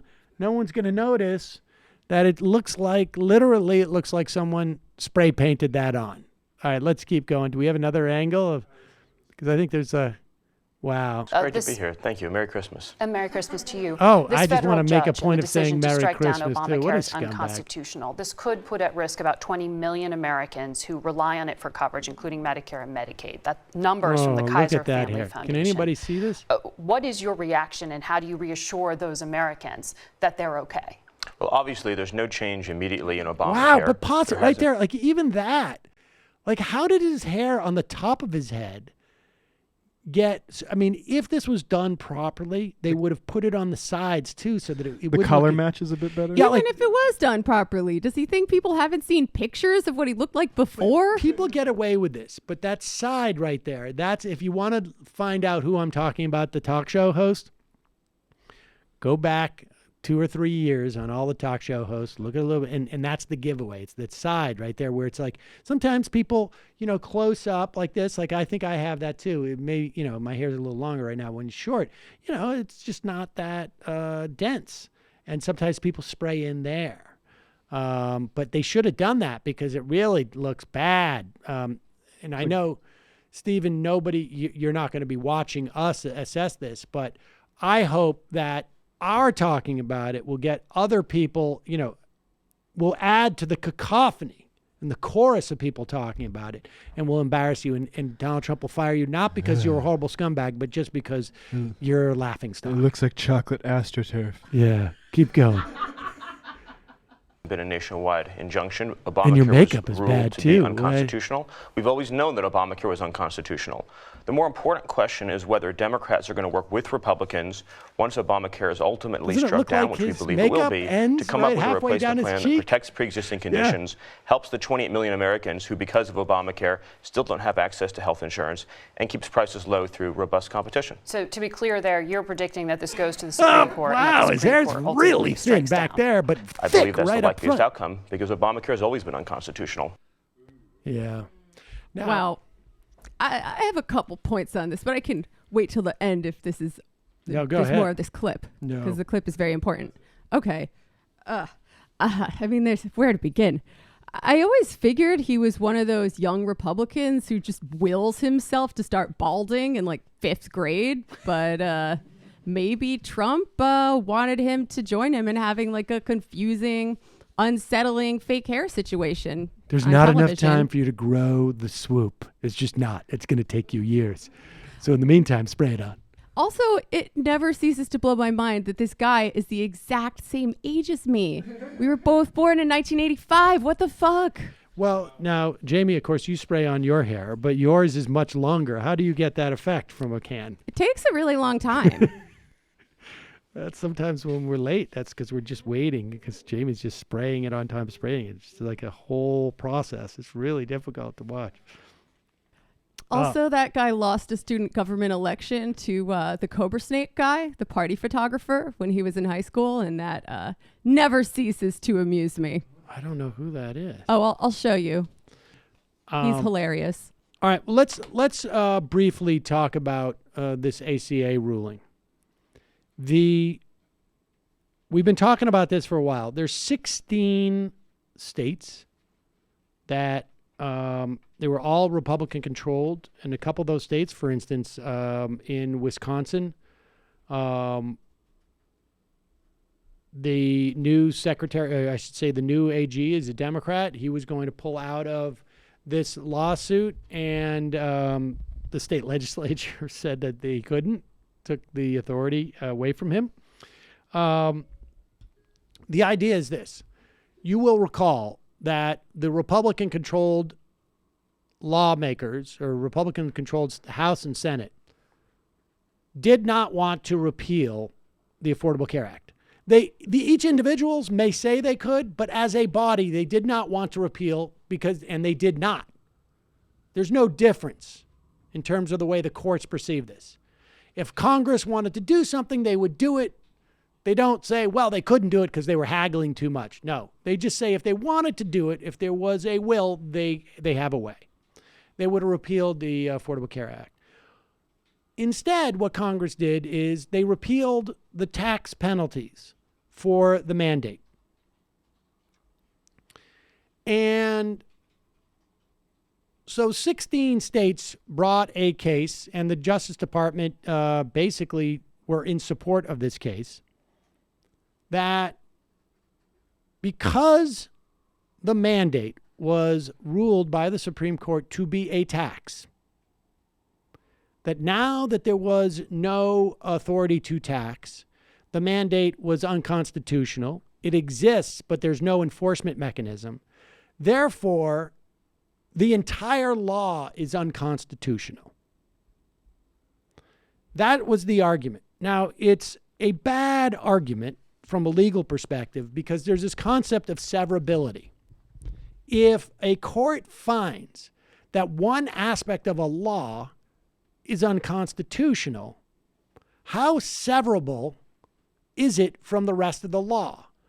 Sometimes Congress will say, if any part of this act is found unconstitutional, it is severable from the rest of the law. I don't know if that was in the Affordable Care Act, but there's, in the absence of explicit language to that effect, the court has a test.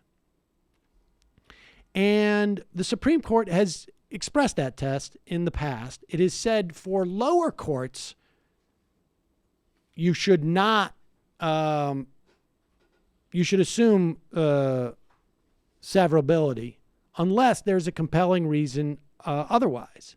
Now, the other part of this test is, what has Congress's intention been? If they don't say it explicitly, what is their intention? Would they want it to be severable? Would they want one part of the law to exist? Or if it didn't exist, would they want the entire law to be set aside? In this instance, you don't need to even ask that hypothetical question because Congress has already acted on it. They got rid of the tax penalty for the Affordable Care Act and left the Affordable Care Act intact. You don't have to ask the question because it's not a hypothetical. It's actually just recent history. And, I mean, we saw this in 2017.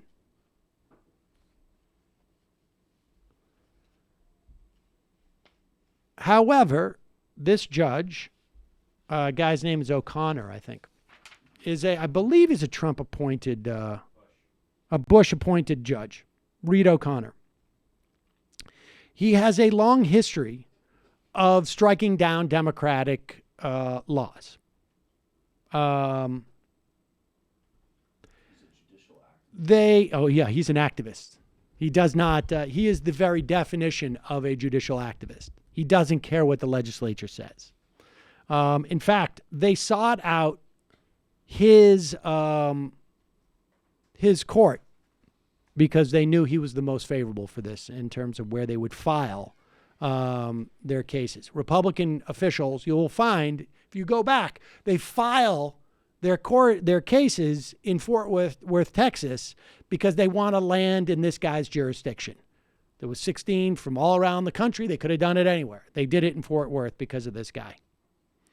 On top of this, O'Connor had made his decision, and I think we mentioned this in the week or two before the election. He made his decision like a month before the election, but waited until after to announce it, which is that the Affordable Care Act is unconstitutional. balls and strikes. Balls and strikes. He did it on a Friday night, so there was no opportunity to stay the court's effect.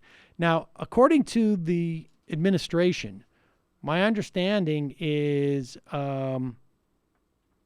that the Affordable Care Act and all of its protections, you could stay on your parents' plan until you're 26. You can't have, there's no bar if you have pre-existing conditions. You still have essential benefits that are part of your insurance. Certain things are provided free by insurance, et cetera, et cetera. All these patient protections remain intact. It will head first to the Fifth Circuit U.S. Court of Appeals. It is a very conservative circuit. O'Connor's ruling may be upheld and then ultimately go to the Supreme Court. As you know, the Supreme Court, I think on twice, has pushed back, has turned back, has adjudicated on constitutional question about the Affordable Care Act, found it constitutional. However, that was pre-Kavanaugh and maybe even pre-Gorsuch. So who knows? It has saved the lives of how many Americans do we know for sure? I don't know, probably 20, 30, 40,000. I mean, statistically speaking, 50,000 since it's been instituted, maybe more. It has provided health insurance for millions insofar as the expansion of Medicaid. Never did as much as I think it was sold on in terms of containing costs. Helped a little bit, but not much. But certainly made insurance a better product. If the Supreme Court rules that it's unconstitutional, it sets up an interesting opportunity for single-payer health care. Although I will warn you this. The Republicans cannot repeal the Affordable Care Act. They have been unable to do so. They are going to be unable to do so going forward. If there is no Affordable Care Act, there is going to be a push for a replacement. Now, it can cut both ways. In the absence, and there'll be a greater outcry for something to replace the Affordable Care Act. I don't know if that hurts or helps single payer. I mean, I'm of two minds, and maybe we'll take some calls on this on another day. On one hand, I could see that the absence of these coverages increases the urgency for a replacement. And certainly the organizing around single payer has the A, momentum, and B, it's hard to come up with a scenario that would be constitutional. I mean, you could just replace the mandate and make it constitutional in a democratically controlled House and Senate, or even in a split. They could just replace the mandate and make it worse in other ways, the Affordable Care Act. So just be careful about wishing for this thing to go away. Let me put it that way. Honestly, I think it's just about equally urgent no matter what, and it's not going to go away as an issue. No, I agree. But I'm just telling people specifically in terms of their wanting it to go away. People should be, in terms of political urgency, if they pull back all those protections, it becomes more urgent. I mean, I think that's obvious, just in terms of the politics of it. There's no doubt about that. Yeah, I mean, it will get. But what I'm disturbed about is there needs to be a judicial strategy that's built alongside a political and policy strategy for any big healthcare package. Seems to me. Michael, turn your microphone like that. That wire is going to break. Do you see the cable? This one? Yeah, see the cable right at the base of the metal? See where the silver metal hits that black cord? Yeah. Let's see that pressure. Do you see what I'm talking about? Yeah. Turn your microphone like this. Push this part up. We'll do it later. Brendan, maybe could you help him out? You redid the problem. Yeah. It's a little better. That cable's breaking. Yes, now you see. That looks bad. Yes, it does look bad. That's exactly right. I love Sarah Palin. Quickly, I want to go after Jamie for a so-called joke about dissolving the federal government. Well, don't go after bad jokes. That's the new standard of this office? Well, I think people are upset with you because you have privilege most of us don't have. For instance, you work 20 feet from a successful comedian with decades of experience working in Hollywood. Sam never brags, but his performance in Spin City was a tour de force. And his comedic timing in the debate with Charlie Kirk when he alluded to Foster Freeze is unrivaled. Oh, I get it. This I am is a joke. Yeah, I guess next time just ask Sam for some help with your pen game. What? I don't know. Isn't Beto Joke smart enough to writing. realize the consultants and political operations professionals are gassing his head up because they can liquidate all those campaign donations into their pockets? If the Democrats cared about power, they'd be pushing him to challenge Cornyn in 2020. Thames Darwin. Sam, Mrs. Darwin and I are celebrating our 13th anniversary today, particularly since we got married in a synagogue. How about a Jew horn for us? Also known as a shofar. Yes. Which you should know. No, I think Jew horn is better. Calling from a 478 area code. Who's this? Where are you calling from? Sam, this is Jeff in Georgia. Greetings to you, sir. Jeff in Georgia. How are you? Hey, man, I'm doing okay. Listen, I know this is the fun half, but, I want to kind of be serious with you for a second, Sam, because there comes a time when a man needs to shed his snark. He needs to turn away from irony to sincerity, Sam, to work for God and country. So, Sam, I'm pleased to announce here on your show, breaking news, my candidacy for Chief of Staff for the President of the United States, which they surely do need. We cannot have Mick Mulvaney pulling double duty. Now, look, I know a lot of people are thinking, Jeff, you don't want to be complicit in such a thing, and I hear you.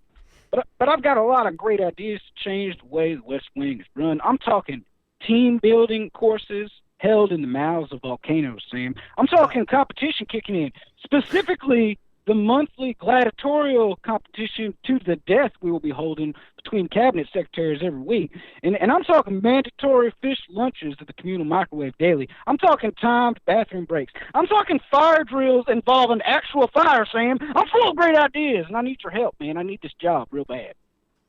I don't know how I could possibly help you get that job. Are you serious? I'm sorry. Did I give you the wrong impression? I have no influence with that.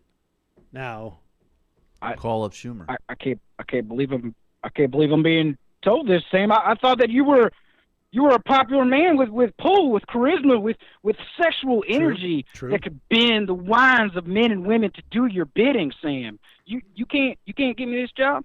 I cannot. But I can say people should listen to Dissident Peasant on a regular basis. I'm good at that. They should. They should absolutely do that. They should go to dissidentbest.com. They should listen to my podcast. Woo! All right, Jeff. Sam, I appreciate you taking my Thanks, call, man. You guys have a good week now. You too. Bye-bye.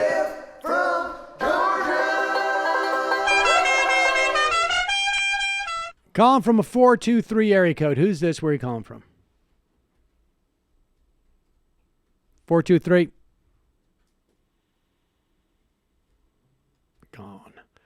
Calling from a 484 area code. Who's this? Where are you calling from?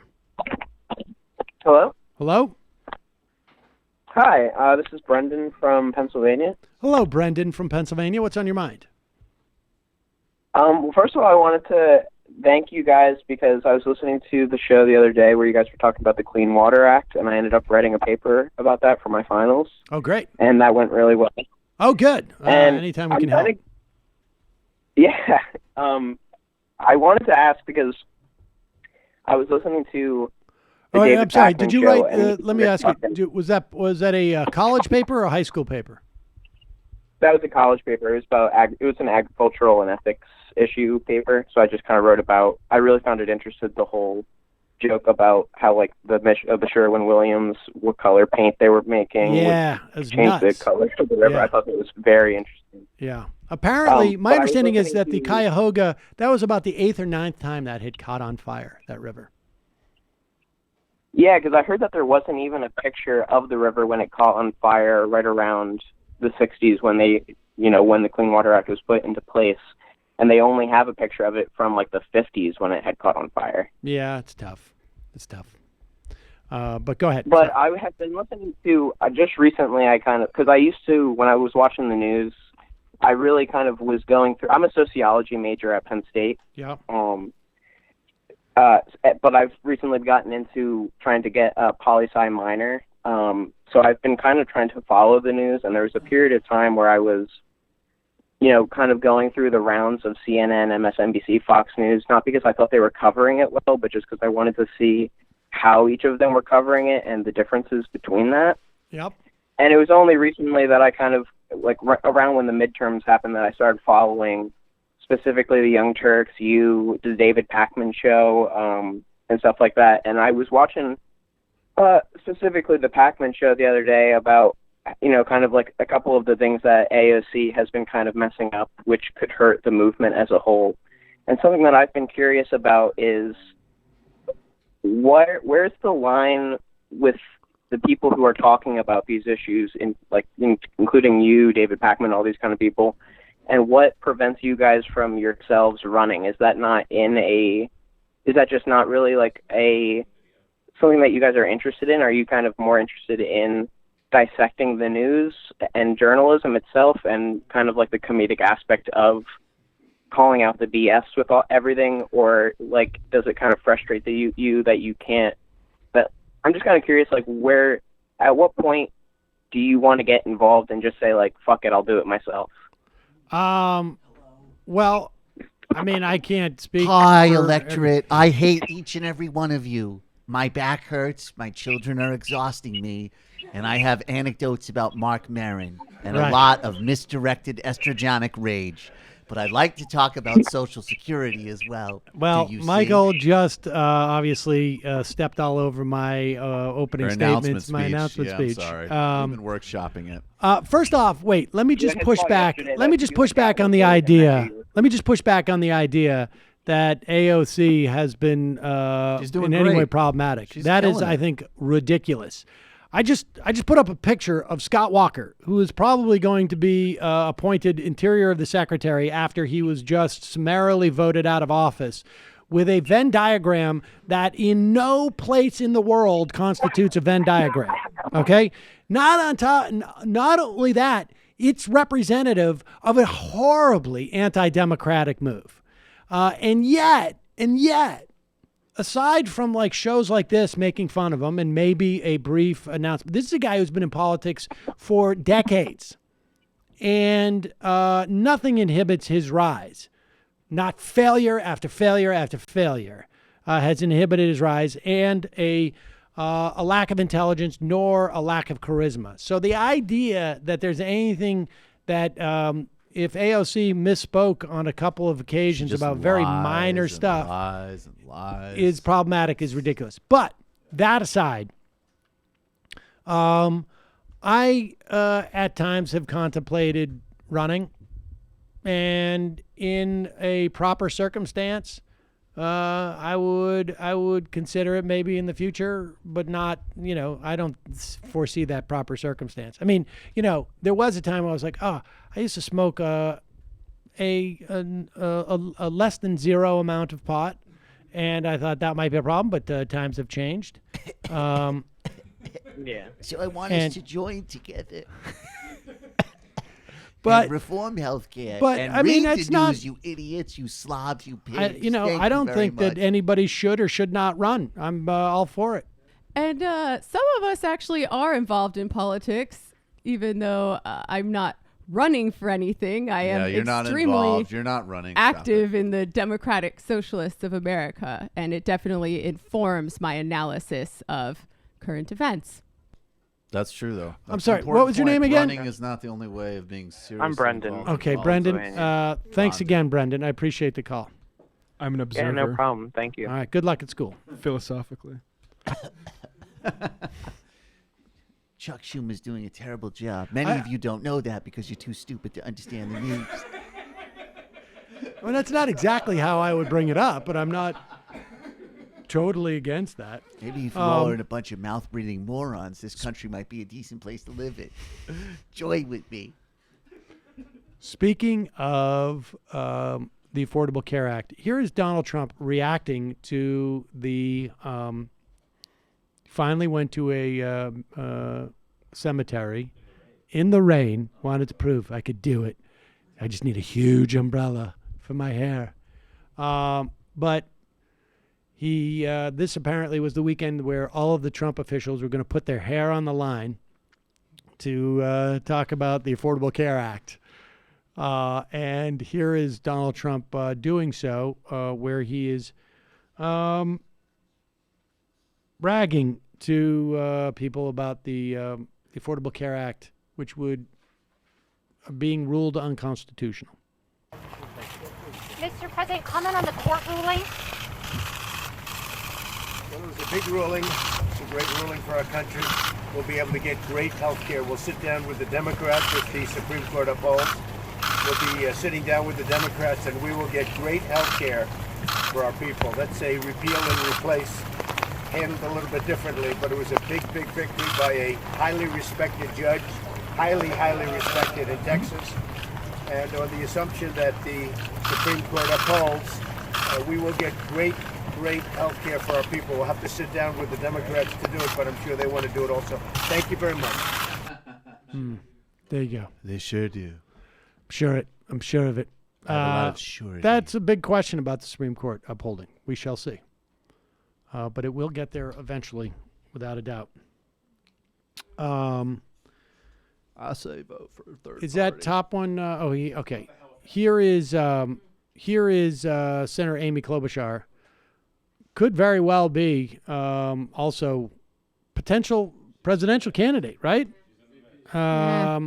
Here she is talking about the Affordable Care Act lawsuit. You just heard it, that basically is standing while the house is burning down, and instead of going in there and putting on the fire, they're throwing lighter fluid on it in terms of tweets and rhetoric and things they're saying. The ruling was absurd. Justice Roberts in a conservative court has already ruled that the Affordable Care Act is constitutional, unlike what Mr. Miller said, and in fact you can have part of it not exist, and you can still have the rest of it protect Americans. And that is exactly where this is headed. And I can say that this is about, first of all, throwing people off of their insurance, no protection with pre-existing conditions, kids staying on their parents' insurance till they're 26 years old, a very popular and important protection, Medicaid expanded for millions of Americans. That's what we're talking about here. And for them just to throw up their hands and say, well, it'd be great if we just started from scratch. That's not what the American people believe. Just look at the results from the last election. Senator Barrasso, who was just here, said that he does think there's room for legislation to protect pre-existing conditions. One of the things that would get thrown out with this ruling if it's upheld. But I just mentioned a number of other things that would also have to be done. So the best thing here... But is there room for Democrats to work on those sort of issue-specific things? There's always room to work on things, but the best way, and what I believe will happen, is this will be stayed in court, so it continues to take effect. Then it will go up on appeal. It will be upheld. But what we should be doing is governing from opportunity and not chaos. That means doing something about pharmaceutical prices and passing my bill to allow Medicare to negotiate for less expensive drugs for our seniors and letting less expensive safe drugs come in from other countries so that we can actually have competition. Doing something about premiums with reinsurance and some of the things going on in the states. So yes, there are things to do, but we should be working to improve the Affordable Care Act, not just throw it out and set it on fire. You heard some disagreement among Republicans on how to do that. There's also disagreement within the Democratic Party on how to handle health care. Former Attorney General Eric Holder says it's time now to move to some version of Medicare for all and end this nonsense. That was his reaction to Friday's ruling. Do you agree with him? We need universal health care, and there are many ways to get there. That is one of them. The other is to at least expand Medicare to age 55. There's a number of bills that I'm part of, including allowing the expansion of Medicaid, which I think is something we're not talking enough about. that Senator Schatz from Hawaii is leading, and then, of course, allowing for an expansion of Medicare. So there's many things we can do, but right now, with an administration in place that seems bound and determined to take away people's health care, we have to protect the ability of people to even have their health care exist, because they are talking about throwing them off for pre-existing conditions. I'll tell you something. This is why you should gain a certain amount of encouragement from that segment. When Amy Klobuchar is having to defend her left flank on anything from Eric Holder, this is a good situation. When Eric Holder is going to pull Amy Klobuchar to the left on something, this is a good situation. And she's going to find, I can tell you this right now, we can see where this is going, right? She's going to find if she gets into the race, she is going to have to get there early. Like these games there's a lot of different ways to get to universal coverage. That's one element of what people want with a single payer. The reason why people want a single payer, right? Because for me, the material benefit of a single payer is not just that everybody has it. It's that it's going to be cheaper for me. It's not going to be tied to my job. It's not going to be tied to my income. It's not going to be something where I'm going to have to wrestle with health insurance companies all the time. I'm not going to have to, take a Skillshare class on accounting to get reimbursed if I go out of network. I'm not going to have to think about networks and this. It's going to be simplified significantly. That's a huge, I think simplification is simplification and affordability. Yes. Universality, that's important for me as a citizen, but the universality is also what is going to allow me to get material benefits from a single payer system. Simplification of my life, confidence and security, less expense. Also, I think what's interesting about Eric Holder coming out with that is because at first who's the woman interviewing her? I already forget her name. But she did that kind of annoying, well, why can't you just work with Republicans? Which is just nonsense and flies in the face of everything that we already know. But what I like is that now Medicare for All is part of the tsunami of searches for sound bites and awkward sentences that they're going to, it's not even just the kind of what an interviewer is going to try to do to make somebody uncomfortable is not always just going to come from the right anymore. Well, that's the point. Which is hugely important. She's using Eric Holder in this instance, but there's going to be literally a dozen other people running. And so Amy Klobuchar is going to be uncomfortable because she doesn't have that position. So Sherrod Brown. Sherrod Brown's, triangulating like that too, and it's not going to be durable. And what she said, did she say that Americans don't want us to start over with a whole new system, or is that something I just read online? Because... Well, no, that was in response to, be fair to her, that was in response to the Republicans trying to junk Obamacare, which is a little different than saying you oppose Medicare fair enough. for all. But just to remind people, the vast majority of Americans at this point in time support Medicare for all. It's at 70%, according to this poll I found on CNBC. And that includes 85% of Democrats and 52% of Republicans. And the thing is that, I don't even know what that means, start all over. I mean, there is no start all over. What? I don't even know what that means. They're trying to pretend that your health care is going to get taken away and you're going to have a gap. No, they're actually absolutely that's what they're lying about. But it's just even that I've noticed that talking point of we're all going to start over. And I can understand if you want to avoid... literally Medicare already exists. Well, that's and the it's thing. incredibly successful. So we're you're not starting about over. And people switch to it. Right, people switch to it all the time. People switch to it all the time. We're talking about expanding the most successful part of modern healthcare. And the most successful part of the ACA, right? It's the Medicaid expansion. And That's it is. Medicaid. Same thing, but same principle, I would say. Yeah, that is the most successful part of it. I mean, the consumer protections are hugely important, but they would all become irrelevant if we had a Medicare for all system because we wouldn't have private companies trying to screw people out of health insurance. Calling from a 757 area code. Who's this? Where are you calling from?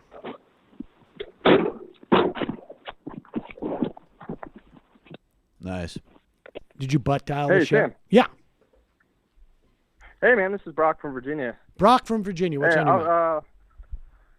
Hey, I was just calling. I heard you interviewing somebody the other day, and you were saying, like, oh, man, it kind of feels like I'm doing all this for nothing, talking about, taking on right-wing YouTubers. And I just want to tell you, like, I found you guys, man. I'm a huge comedy nerd. I used to listen to the Joe Rogan podcast all the time. And so I went down that, like, Jordan Peterson, Sam Harris rabbit hole. And then I found you guys. I actually searched, like, debunking Peterson. And that's how I kind of stumbled on you guys.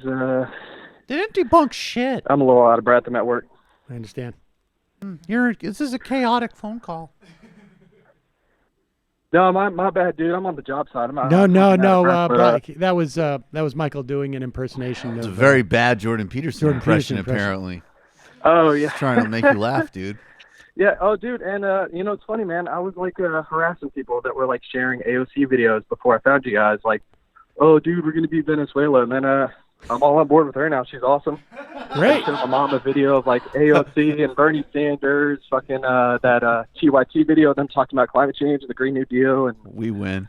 I just went and participated in that protest in D.C. 2 Mondays ago, the sit-in. So this is, like, the first time getting involved in any of this stuff.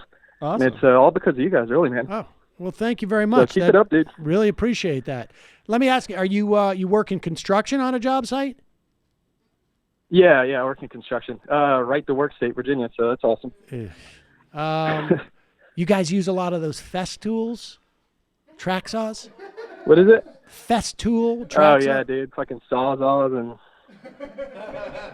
Do you specifically the fest tool, that track saw? That's what I'm really interested in. It's the fest tool. Do you know what I'm talking about? That German one? No. Oh, No, I No, don't. probably not. He actually does this for a living. Oh, well, Festool is like a lot of. It's like taking the construction world by storm. Right. You and All right, H. man. John Well- Benjamin are reading like home affairs together. It's like, I'm going to ask John a Benjamin construction doesn't care about that. He probably doesn't. All right, Well, Brock. if you ever decide to move to New York, hit me up, and I can give you some tips on getting into the construction unions here, because my husband is in one. Do you have any friends? Oh, awesome. That read that stuff too? I appreciate it, Brock. All right, y'all. Hey, hey, I want to give another pointer. Yeah. Just like I'm new to all these concepts and stuff, and I found a website, goodreads.com. They have a list of TMBS recommended readings, and that's really helped me like kind of understand a lot of the concepts you guys talk about. So that'd be a good plug for you guys. It's got like 50-something books to kind of break down all the like concepts that I never even really heard about, like neoliberalism and all that different kind Awesome. of stuff. So TMBS anybody new to community, this stuff, thank yeah, you. check that page out. I didn't even know that existed. People, neither. whoever did that should send me that info and I'll mention it. Thank you. Appreciate the call. Hey, no problem. Yeah. Thanks, Y'all man. have a good one. All right, And bye-bye. thanks to whoever did that. We're just That's awesome. crushing in the war of ideas. Hell We are. yeah. We are just. I never believed that people change their minds based on things that they see and like new information, but people call in all the time and tell us that. It's amazing. I think there's a lot of people that in the last 5 years realize they need to start taking things a bit more seriously, and there's a lot of ferment there. It's all a conspiracy. Here is Stephen Miller. I mean, giving us maybe what might be a. There seems to be, and who knows, but there seems to be a sense in the White House that shutting down the country, the government, for the issue of the wall is a winner for them. Now, I guess it remains to be seen, but protracted government shutdowns, as far as I can tell, do not help the party that is perceived in the public's eye to be the cause of it. Now, it seems like that battle, I mean, usually there's always like a big battle leading up to a government shutdown and shortly after a government shutdown. And that battle is who's responsible for it. The last government shutdown, I think, was a year ago or 2 years ago. And it lasted literally over a weekend. I think it was like it shut down on a Friday night, and by Sunday night, the government was restarted. So nobody really felt the impact. And I think the Democrats were afraid that they were going to get blamed They obviously didn't have much political power anyways at that point. It's not like they had leverage like they will this time, which is like, you can wait, but in 2 weeks, we're going to control the House. In this instance, that fight is over. It is Donald Trump's government shutdown and the Republican Party's government shutdown. If there's a fight about it, it's just going to be how far is it extended beyond Donald Trump.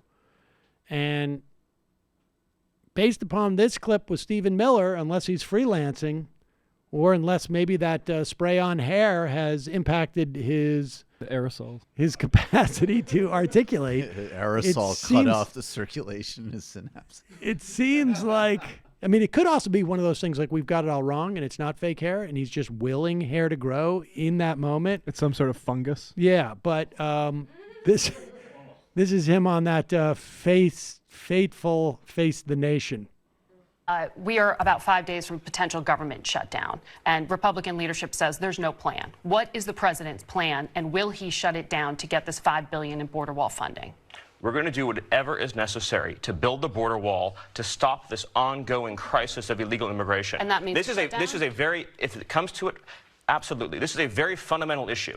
At stake is the question of whether or not the United States remains a sovereign country, whether or not we can establish and enforce rules for entrance into our country. The Democrat Party is a simple choice. They can either choose to fight for America's working class or to promote illegal immigration. You can't do both. Is there wiggle room on that $5 billion? I'm not going to negotiate the details on air with you right now. Well, Senator Schumer said this morning you're not getting the border wall in any form. If the Democrat Party if the Democrat Party wants to go down the road of continuing to preserve a model that enriches smuggling organizations, that spreads misery on both sides of the border, that kills 300 Americans a week through heroin overdoses alone. By the way, illegal heroin costs our country $230 billion every single year. You're talking about the intent of these migrants. Pause it. Hold on one second.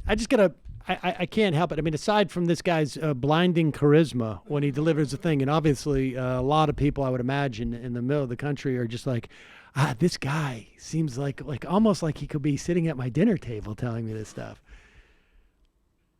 This is a super easy thing to find, but every official who is responsible in fighting illegal importation of drugs in this country will tell you that the percentage that comes over the border through illicit crossings is negligible. The vast, overwhelming majority amount of illicit drugs comes through legal border crossings and are simply hidden from officials. This is a very easy fact to find.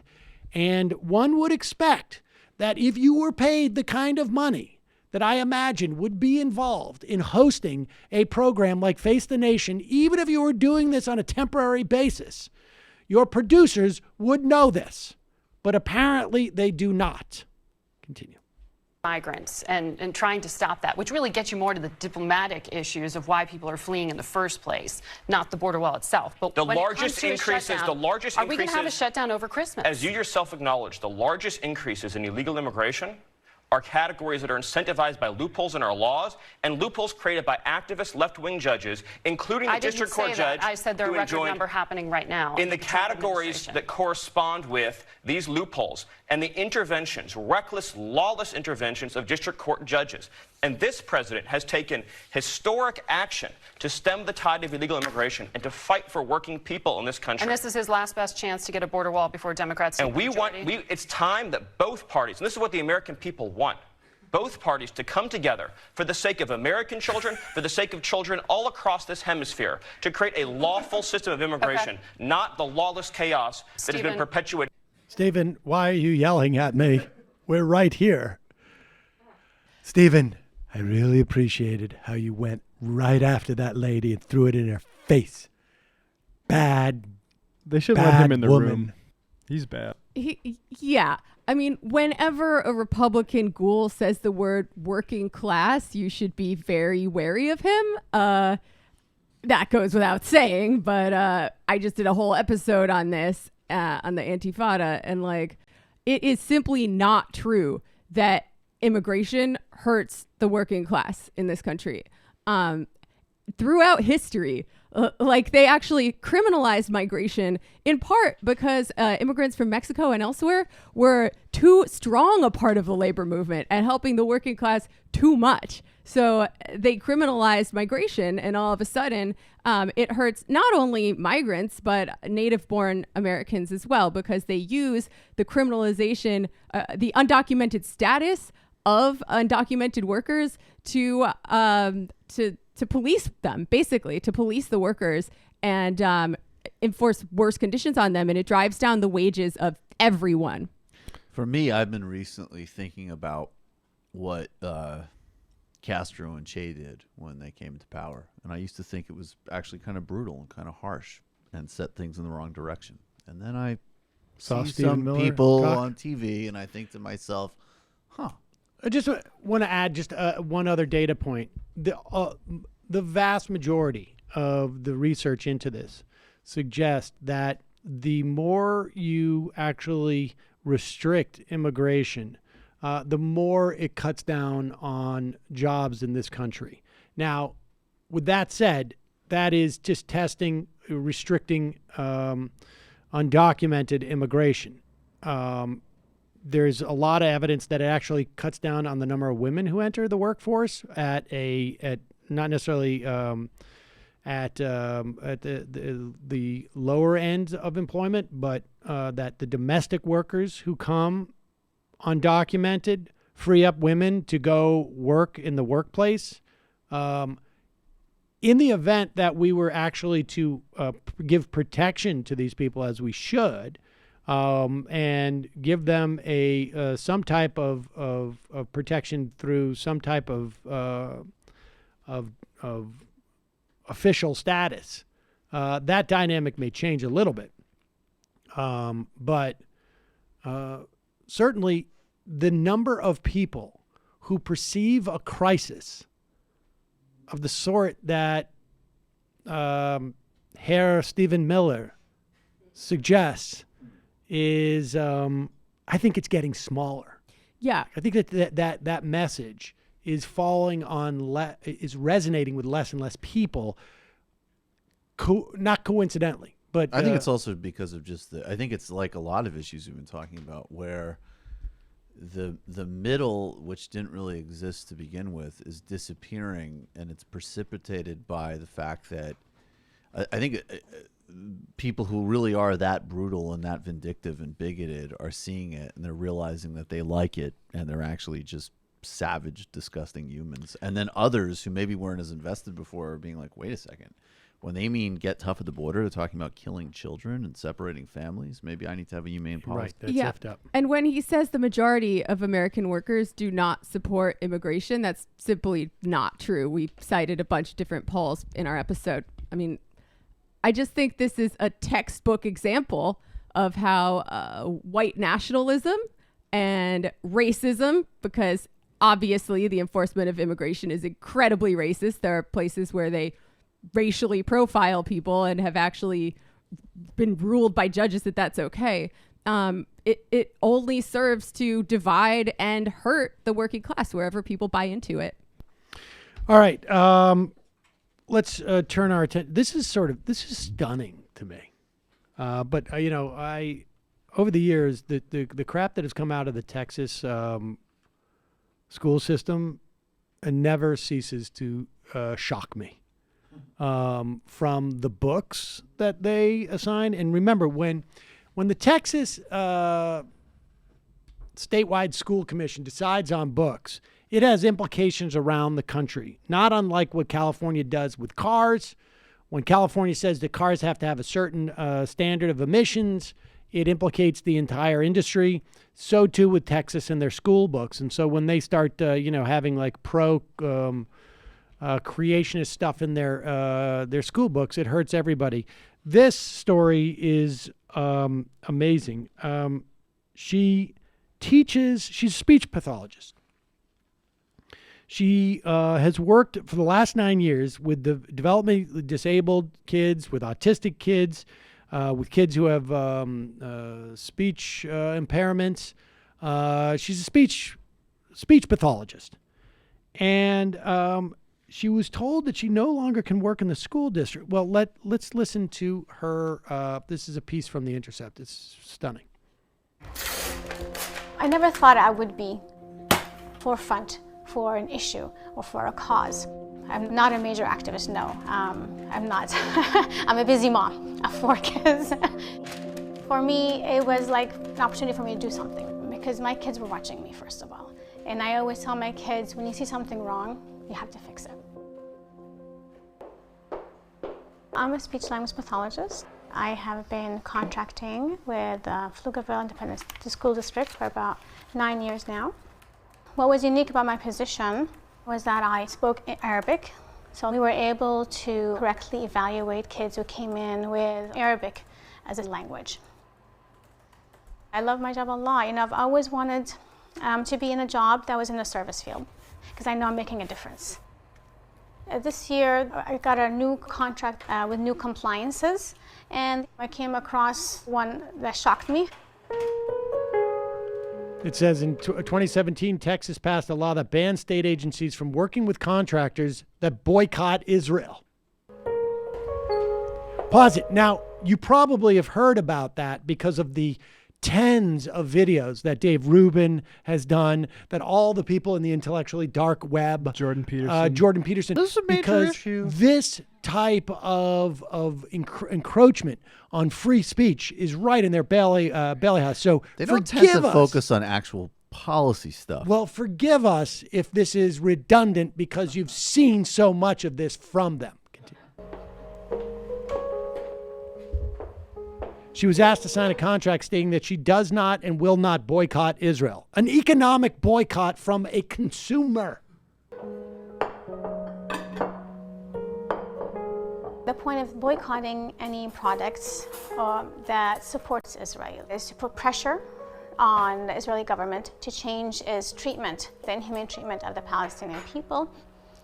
Having grown up as a Palestinian, I know firsthand the oppression and the struggle that Palestinians face on a daily basis.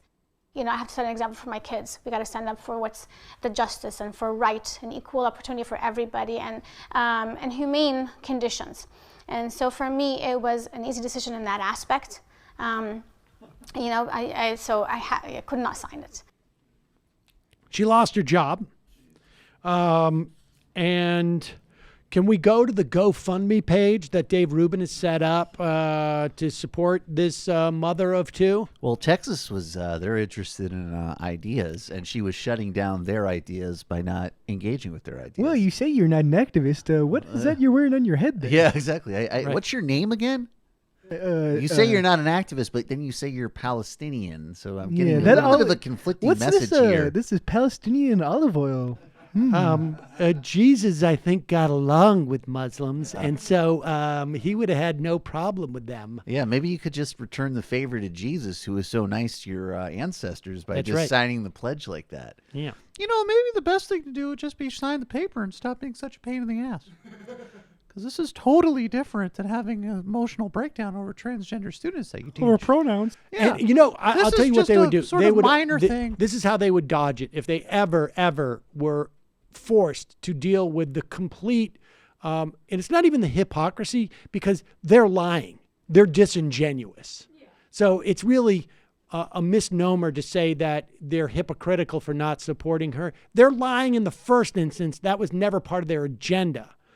But I imagine if they were questioned with this, they'd be like, well, she shouldn't be caught up because she's just an individual. But you can discriminate against an institution, which would be a company that is a contractor. I mean, there's some disingenuous BS. I mean, the fact of the matter is there's far more of this that exists that is a genuine issue and chilling of free speech than the issue that Ben Shapiro can only give speeches at 95 of the 98 colleges he's booked at in any given year. Yeah, that was pretty complicated. So we'll figure that out. But I don't like that she's calling for killing the Jews. Anyways, Ben, somebody was mean to you on Twitter. Right, exactly. Let's do a live stream about that for 4.5 hours.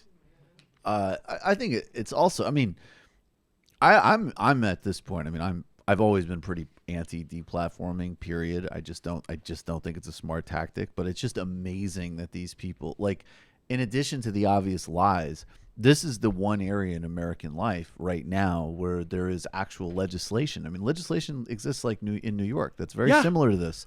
There is national legislation. The anti-BDS thing. I mean, look. This is, and college professors have actually lost their jobs. And Juan Cole was kept from an appointment. Yes. Which was huge. There was one guy that was actually fired from Temple. They're trying to fire Mark Lamont Hill as well. And this is an area where you can... And by the way, not getting cute like the people they defend on these platforms who actually do engage in hate speech. People just calling for civil rights on a controversial issue. Sure, I'll grant that. Actually are losing material benefits in the public sphere, not in terms of, tech platforms. And it's, I mean, this is a very serious thing. If you actually do value that stuff, which we actually do. We actually do value free speech. Yep. Anytime Barry Weiss or one of those IDW ghouls whines about free speech on campus, just please never let people forget that she got her start harassing professors and trying to get them fired for being critics of Israel. It would be nice to have like some video or something like that of that. Oh, I think there is. I'll dig it up. Let's get it. All right, let's. This is a fun thing, and then we'll take some IMs. Maybe one call. We'll get out of here. Is this? Is the helipad is the funniest one? Yeah. I like the other one, but they're both good. Well, maybe we can play both. I mean, what's interesting, and I'll just put this in context. I saw on Twitter somebody talking about how much they enjoyed watching this. New York City council hearing. It's New York City Council, but I guess they have a subcommittee on economic development. And this person on Twitter, and I can't remember who it was, said, this is really amazing to see because on the Seattle City Council, they genuflect and would never, ever treat Amazon in this way. The New York City Council, however, and this is what it's all about. Amazon is coming here to build the amount of power so that the New York City Council cannot talk to them this way. That is what their recipe has been in Seattle. And they want to use New York less to exercise political control, but as a vehicle through the media. They're in D.C. with the hopes of building that political control on a national level. They're in New York to build it through the media. And so these New York City Council people are probably not benefiting from their presence in the way that Amazon is used to. But here they are, at the very least, rhetorically giving them a talking to. Let's start with this one about the helipad. Why do you need a helipad? Yeah. So just to be very clear, the Amazon will be paying for the helipad. There will not be city or state taxpayers. I would hope so. For that. I mean, no, why do you need a helipad? Yeah, as we were trying to have a very comprehensive agreement. We were trying to look out in the future and anticipate what future needs might be. And so we were examining potential safety or security issues. In the interest of transparency, we wanted to put this provision in the MOU, but we also wanted to make sure that it would not be a disturbance to the neighborhood or to the residents. So there are provisions in the MOU that limit the number of landings to a maximum of 120 per year, and also ensure that any helicopters don't fly over the neighborhood but would fly over the water or the development site. Do you realize how out of touch that seems for the average New Yorker? I mean, that's a very out of touch. We have 6 million people who take the subways every day, 2 million people who take the buses. They're crumbling. To have a helipad be part of this it's crazy. So your senior vice president, Jay Carney, said that incentives did not drive this process for you. That's what he said publicly. Is that true? So talent was the major driver, and that's why we're very excited to locate here in New York. As you all know, New York has an amazing talent pool, and we're ready and eager to start hiring New Yorkers. But incentives were a factor in our decision. But they didn't. Your senior vice president, Jay Carney, said they didn't drive the process. Is that true? So talent was the key driver, but in fact, incentives were also a factor. Would you be willing to give up some of those incentives so they could go to some of the other things we've talked about? So again, our project is going to have a positive economic impact, and we're only going to receive the incentives after we create these jobs and make these investments. We're not getting straight answers. Does the word monopoly bother you? Because do you think monopolistic behavior helps or hurts us as a society? Well, monopolistic behavior is against the competition laws. But if you're talking about, if you have a question, for Amazon, our goals are to lower prices and provide better convenience and selection for our customers.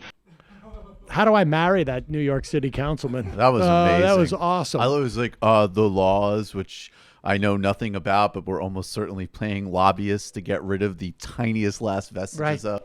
Is Jay Carney the same Jay Carney who was the spokesman for the Obama administration? It is? Wow. Wow. Is there a single Still member? on the Silicon Valley grift. Don't boo, lobby. Is there a single member? Don't bitch, contract. Is there a single member of the Obama administration that went into an industry or working for a business that is not deemed problematic? I get no. Eric Holder's the best case scenario. You just Holder went back. Still is in that corporate law. Yeah, he firm, just went though. back to the corporate law firm. At least that's where he was. Right. Like he hasn't like traded all in of the other on, main players in the. They're all at Uber or they're like organizing. They're at a consulting. They're advocating. At like they're advocating for some like third world dictator. Essentially. If they're at a consulting shop, and More then woman also dictators. Robert. Robert, I don't see why we can't join together. And why should the secret police only be run by men? Robert Gibbs is at McDonald's, so he's the blue collar one. Right? Oh, good for man. him. Good for him.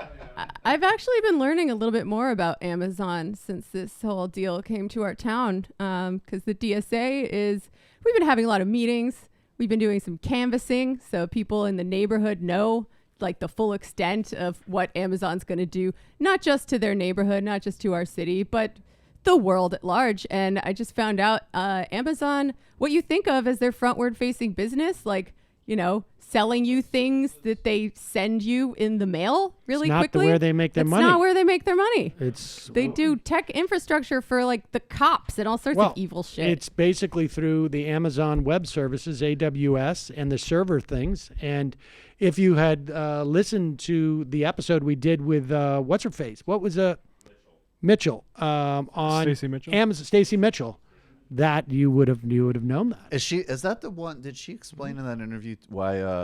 I do remember that. She wrote a piece that Amazon wants to become the market. Right. They don't want to be the one that had it's an old data point about Amazon, but why Bezos chose books as the first thing.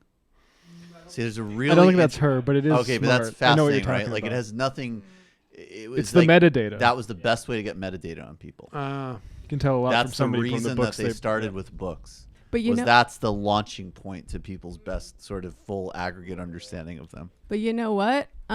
There's probably not that much we can do to kill the deal at this point, but we're already seeing union activity at the Amazon warehouse in Staten Island. Yes. There's a group called Tech Action in New York that's like tech workers that are talking about different ways to deal with this. So New York is a union town. I say bring it on.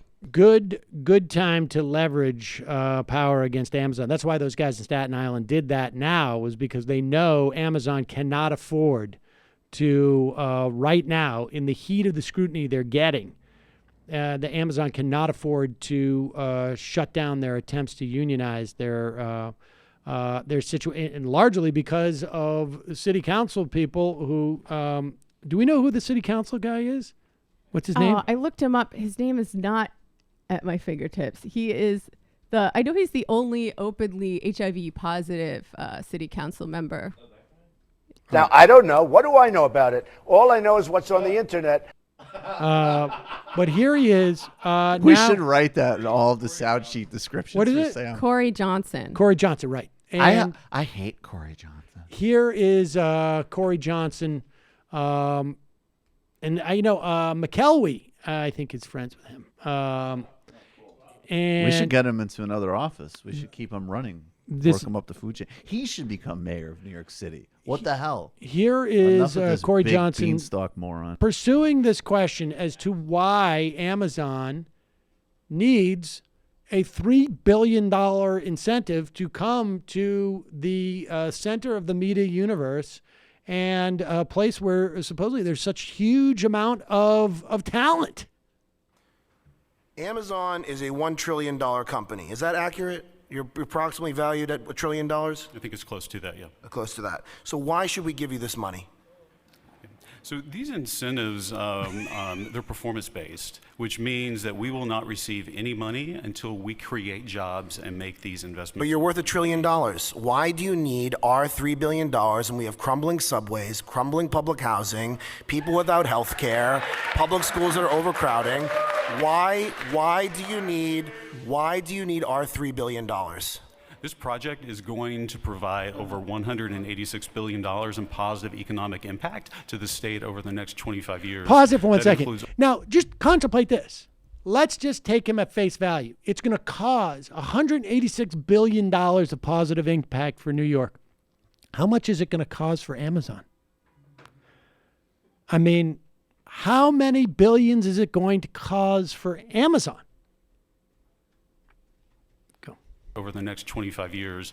That includes over $14 billion in additional tax payments. That analysis was done by someone who was hired by the state of New York and not by neutral third-party academics or companies that could provide that economic analysis. What you're citing was done by people who were hired to do that on behalf of this project. It wasn't done by a neutral third party. So why do you need if you're worth $1 trillion, why do you need our $3 billion? We believe this project will be a positive economic impact for the city and the state. We're here to create jobs, and not only our 25,000 direct jobs, but the thousands of indirect jobs that will result from this. Would you be willing to go through ULURP? Not at this process. I believe we are proceeding with the GPP plan. So you're saying no to the community who you want to be neighbors with. You're saying no to the city council and the local city council member. You're saying no, you won't go through ULURP. I don't think that's an option at this time. It is an option. You're saying no to it. Okay. I'm not sure what ULURP is, but I have a feeling it's another program. It is the Uniform Land Use Review Procedure, which basically assesses the implications of the use of city land. And look, here's the bottom line. If Amazon is going to be paying $10 billion worth of taxes or $5 billion, whatever the number is, multiply that by at least 2, and you will get how much money they are making. And so why do we need to subsidize them? Look, they pretended they were doing a nationwide search. And they found, this is like Dick Cheney's search for a vice president. It was always going to be New York. It was always going to be Dick Cheney. The reason why they want to come to New York, if it's the $3 billion, first of all, New York can handle Amazon not coming. The only reason why there will be a different company, there may be even smaller companies who still take advantage of the same benefits. But there are societal issues that go beyond any type of benefits and even beyond how much we're paying Amazon to come here that make Amazon problematic. But they don't need that $3 billion. They don't. They don't. Yep. It's also already affecting the housing market in Northern Virginia, where the other place that they're going to. It's affecting the housing market in Queens. Because there's all sorts of stories of Amazon executives and other people coming in and buying up that whole area because down the road, it's going to drive people further and further out of the city. And also there was another, Virginia, that's the other place. They were going to go to D.C. Right. Yeah. Just to complete the point. This is a whole fraudulent nonsense. Yep. And Lee Carter had some pretty good statements calling them out and debunking the idea that this will actually benefit the majority of people in his district. All right. One final phone call. Gone long today, but final week before vacation. Sometimes that happens. Calling from an 805 area code. Who's this? Where are you calling from? Hi, this is William. I'm calling from California. William, you are the final caller of the day. What is going on? What would you like to share with us? I'm new to the program. I just started listening, and I was wondering what are the similarities and differences between a program like this and a program like something I'm used to listening to, like Democracy Now! I know that they're mostly radio and you're mostly online. Are the structures essentially the same? I don't know exactly what their structure are, but let me ask you this. How did you, first let me ask you one question, then I will answer yours. How did you find us? I was recommended a video on YouTube. Okay. We are less of a straight news program, and we have a little bit more opinion. We probably don't get as granular about certain issues as they do, although over time, I don't know. I mean, I haven't watched Democracy Now! In a while. Years ago, I interviewed Amy Goodman. I am socially somewhat friendly with her, and we're funnier than she is. We also don't have the socially responsible porn music that they like to play. Oh, there we go. There we go. Biting an MB joke. But I don't think, listen, if you can handle sometimes sophomoric humor mixed in with your news and an opinion. Juan Gonzalez has been doing a good Nation of Islam Obama, though, I have to admit. But if you can handle that, I think you'll enjoy us. If not, welcome back. This is Democracy Now! Sure. Oh my God, what a freak show! Look at Stephen I have Miller. one last point I wanted to make. Are you familiar with the Congressman Ro Khanna? Yes. I thought it was interesting that one of his largest contributors was Peter Thiel. I don't know if you've heard of Peter Thiel. Yes. Oh yeah. No, we've mocked Peter Thiel. Oh, they've heard of me. Yes. And soon they'll hear. We have a real problem with Peter Thiel. Soon they'll hear from me. I think Ro Khanna is an interesting character. I mean, I think I am a little bit distressed to hear that, but I think on the issue sets that Ro Khanna is most relevant on, in terms of my perspective, I am not too concerned that he's getting money from Thiel, although it does make me a little bit. I have a perspective. Raise a little bit of hair on my back. Well, I'm wondering. I'm sorry to interrupt, but I'm wondering, maybe, I don't know if you know this, but do you know when those donations were? Like what cycle? No, I don't. I know it was when he was running for office originally. But here's this was a Mother Jones article. I get it, and here's the funny thing about Ro Khanna, and we'll see. But when he first ran for Congress, which I think was in 2014, I didn't pay much attention to it, but I figured I would support. If I was there, I would vote for Mike Honda, who was just a good, solid, sort of labor-oriented Democrat. And I was totally wary of Ro Khanna. He was from the Obama administration. He was filled with Silicon Valley donations. He got into Congress. He endorsed Bernie Sanders. He endorsed Medicare for All. He's doing incredible work on Yemen. War powers, yep. And war powers. So, the record so far mostly speaks for itself. And I do think some of those donations are going to be drying up. I will also say this, and I appreciate the call, William. I hope you continue to listen to the program, because we're done with calls. But I will say this. I'm a little bit concerned about his sponsoring of that drinking the blood of young people measure. I don't think it's going anywhere, but see what happens when it gets to the Senate. There's a lot of things we didn't agree on, but Roe is coming through on really some key issues, like drinking young men's blood from Aruba and making it legal. All right, some IMs, and then we're out of here. The analog of British treat eaters not tasting blood extends today beyond ice. How about production of our electronics, our clothes, our food, energy, enslaving downstream generations to address consequences? Yeah, I mean, that was my point about, the children's store clothing. JJ Cool, Sam, every time you think you're being harsh on the right-wing debatees, remember who these people are enabling. Left is best represent. Scott from Montana. Sam, what do you make out of Bolton calling a Western Sahara independence referendum? I wasn't familiar with that. I will check it out. Property rights because reasons. What up, MR crew? Hey, Sam, what do you think have been the most damaging legislation in the last 40 years? I'm thinking it's something that really helps heads the status quo, and my guess would be the Telecommunications Act. That was really bad. The rollback on the Sinn Fin regulations, I think, was very, very problematic. Horrible, but wouldn't you I would go in either the GATT, I don't know, it's hard. I'm going to do 3.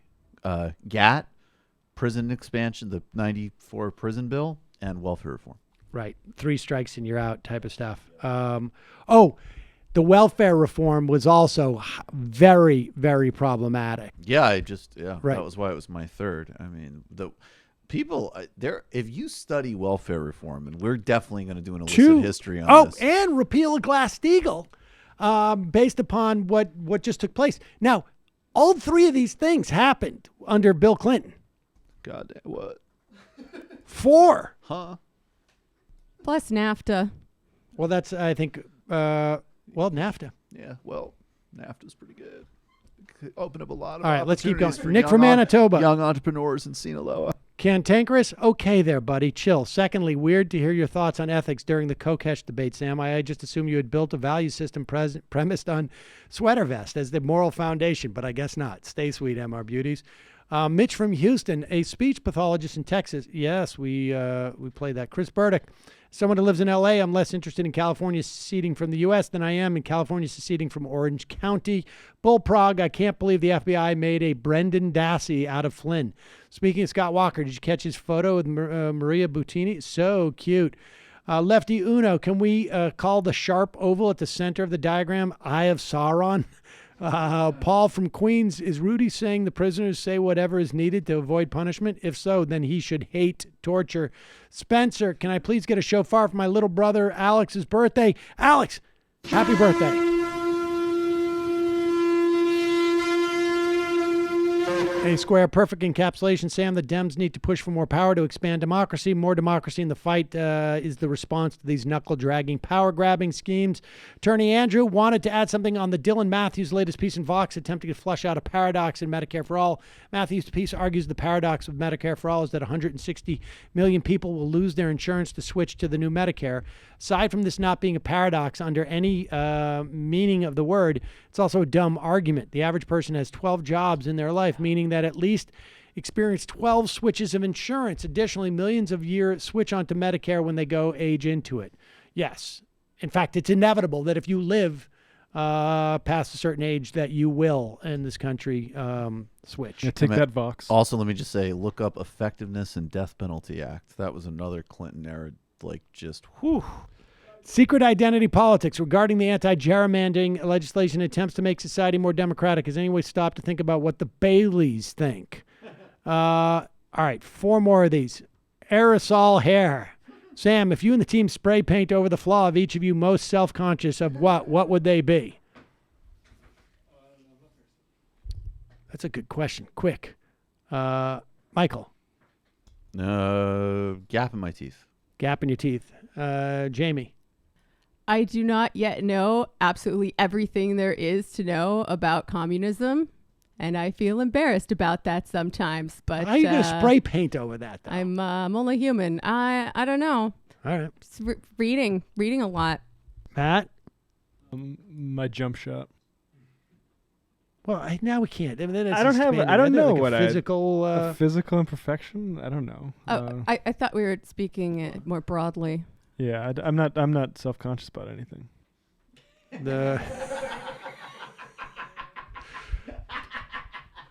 I'm trying to think of what I am self-conscious about too. It's a deep question. It is a deep question. I mean, I guess I would, No, I meant nose. I mean, I guess I have like a disequilibrium in my nostrils, but I don't. I would say, like I mean, I mean, I'm not self-conscious, but I would like to lose another 5 pounds. That would be good. Spray paint over your midsection. Yeah, there we go.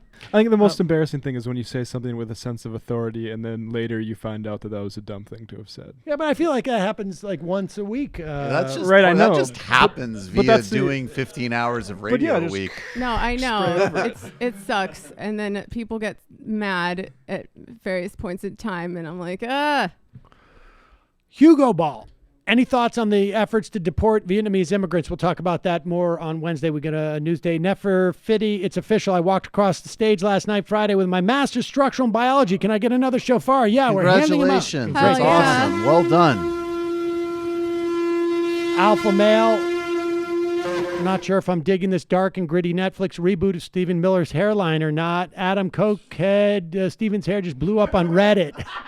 Miami Dave, it's like Stephen Miller's inner ugly is beginning to show on the outside. Christo, P.S. Wi-Fi is fine. Oops, the above was meant for elsewhere. Stephen Miller and Jamie are 21 years younger than me. Seb Gorka's business in the Face of the Nation clip is the flag is at half-mast to lament the death of Stephen Miller's hair. And the final I am of the day, I know at least one person whose life was saved by the ACA. Me. All right, folks. See you tomorrow. It might take all the strength I got to get to where I want, but I know somehow I'm gonna get there. I wasn't looking when I just got caught between the truth and the light bar, but finding out won't make me feel any better. Yeah, I know the clock is ticking, but the meds are gonna kick in, and my pilot light shining bright. I get somewhere the choice was made, for the option where you don't get paid, for the road that bends before it finally breaks you. I guess somehow I lost my drive between the 101 and the 5. Do you know how far the detour takes you?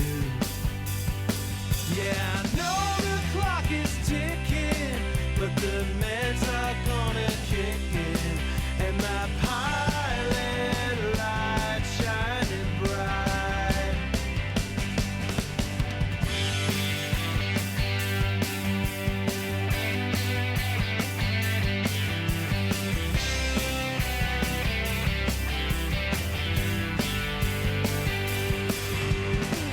Shifted into years while I shifted in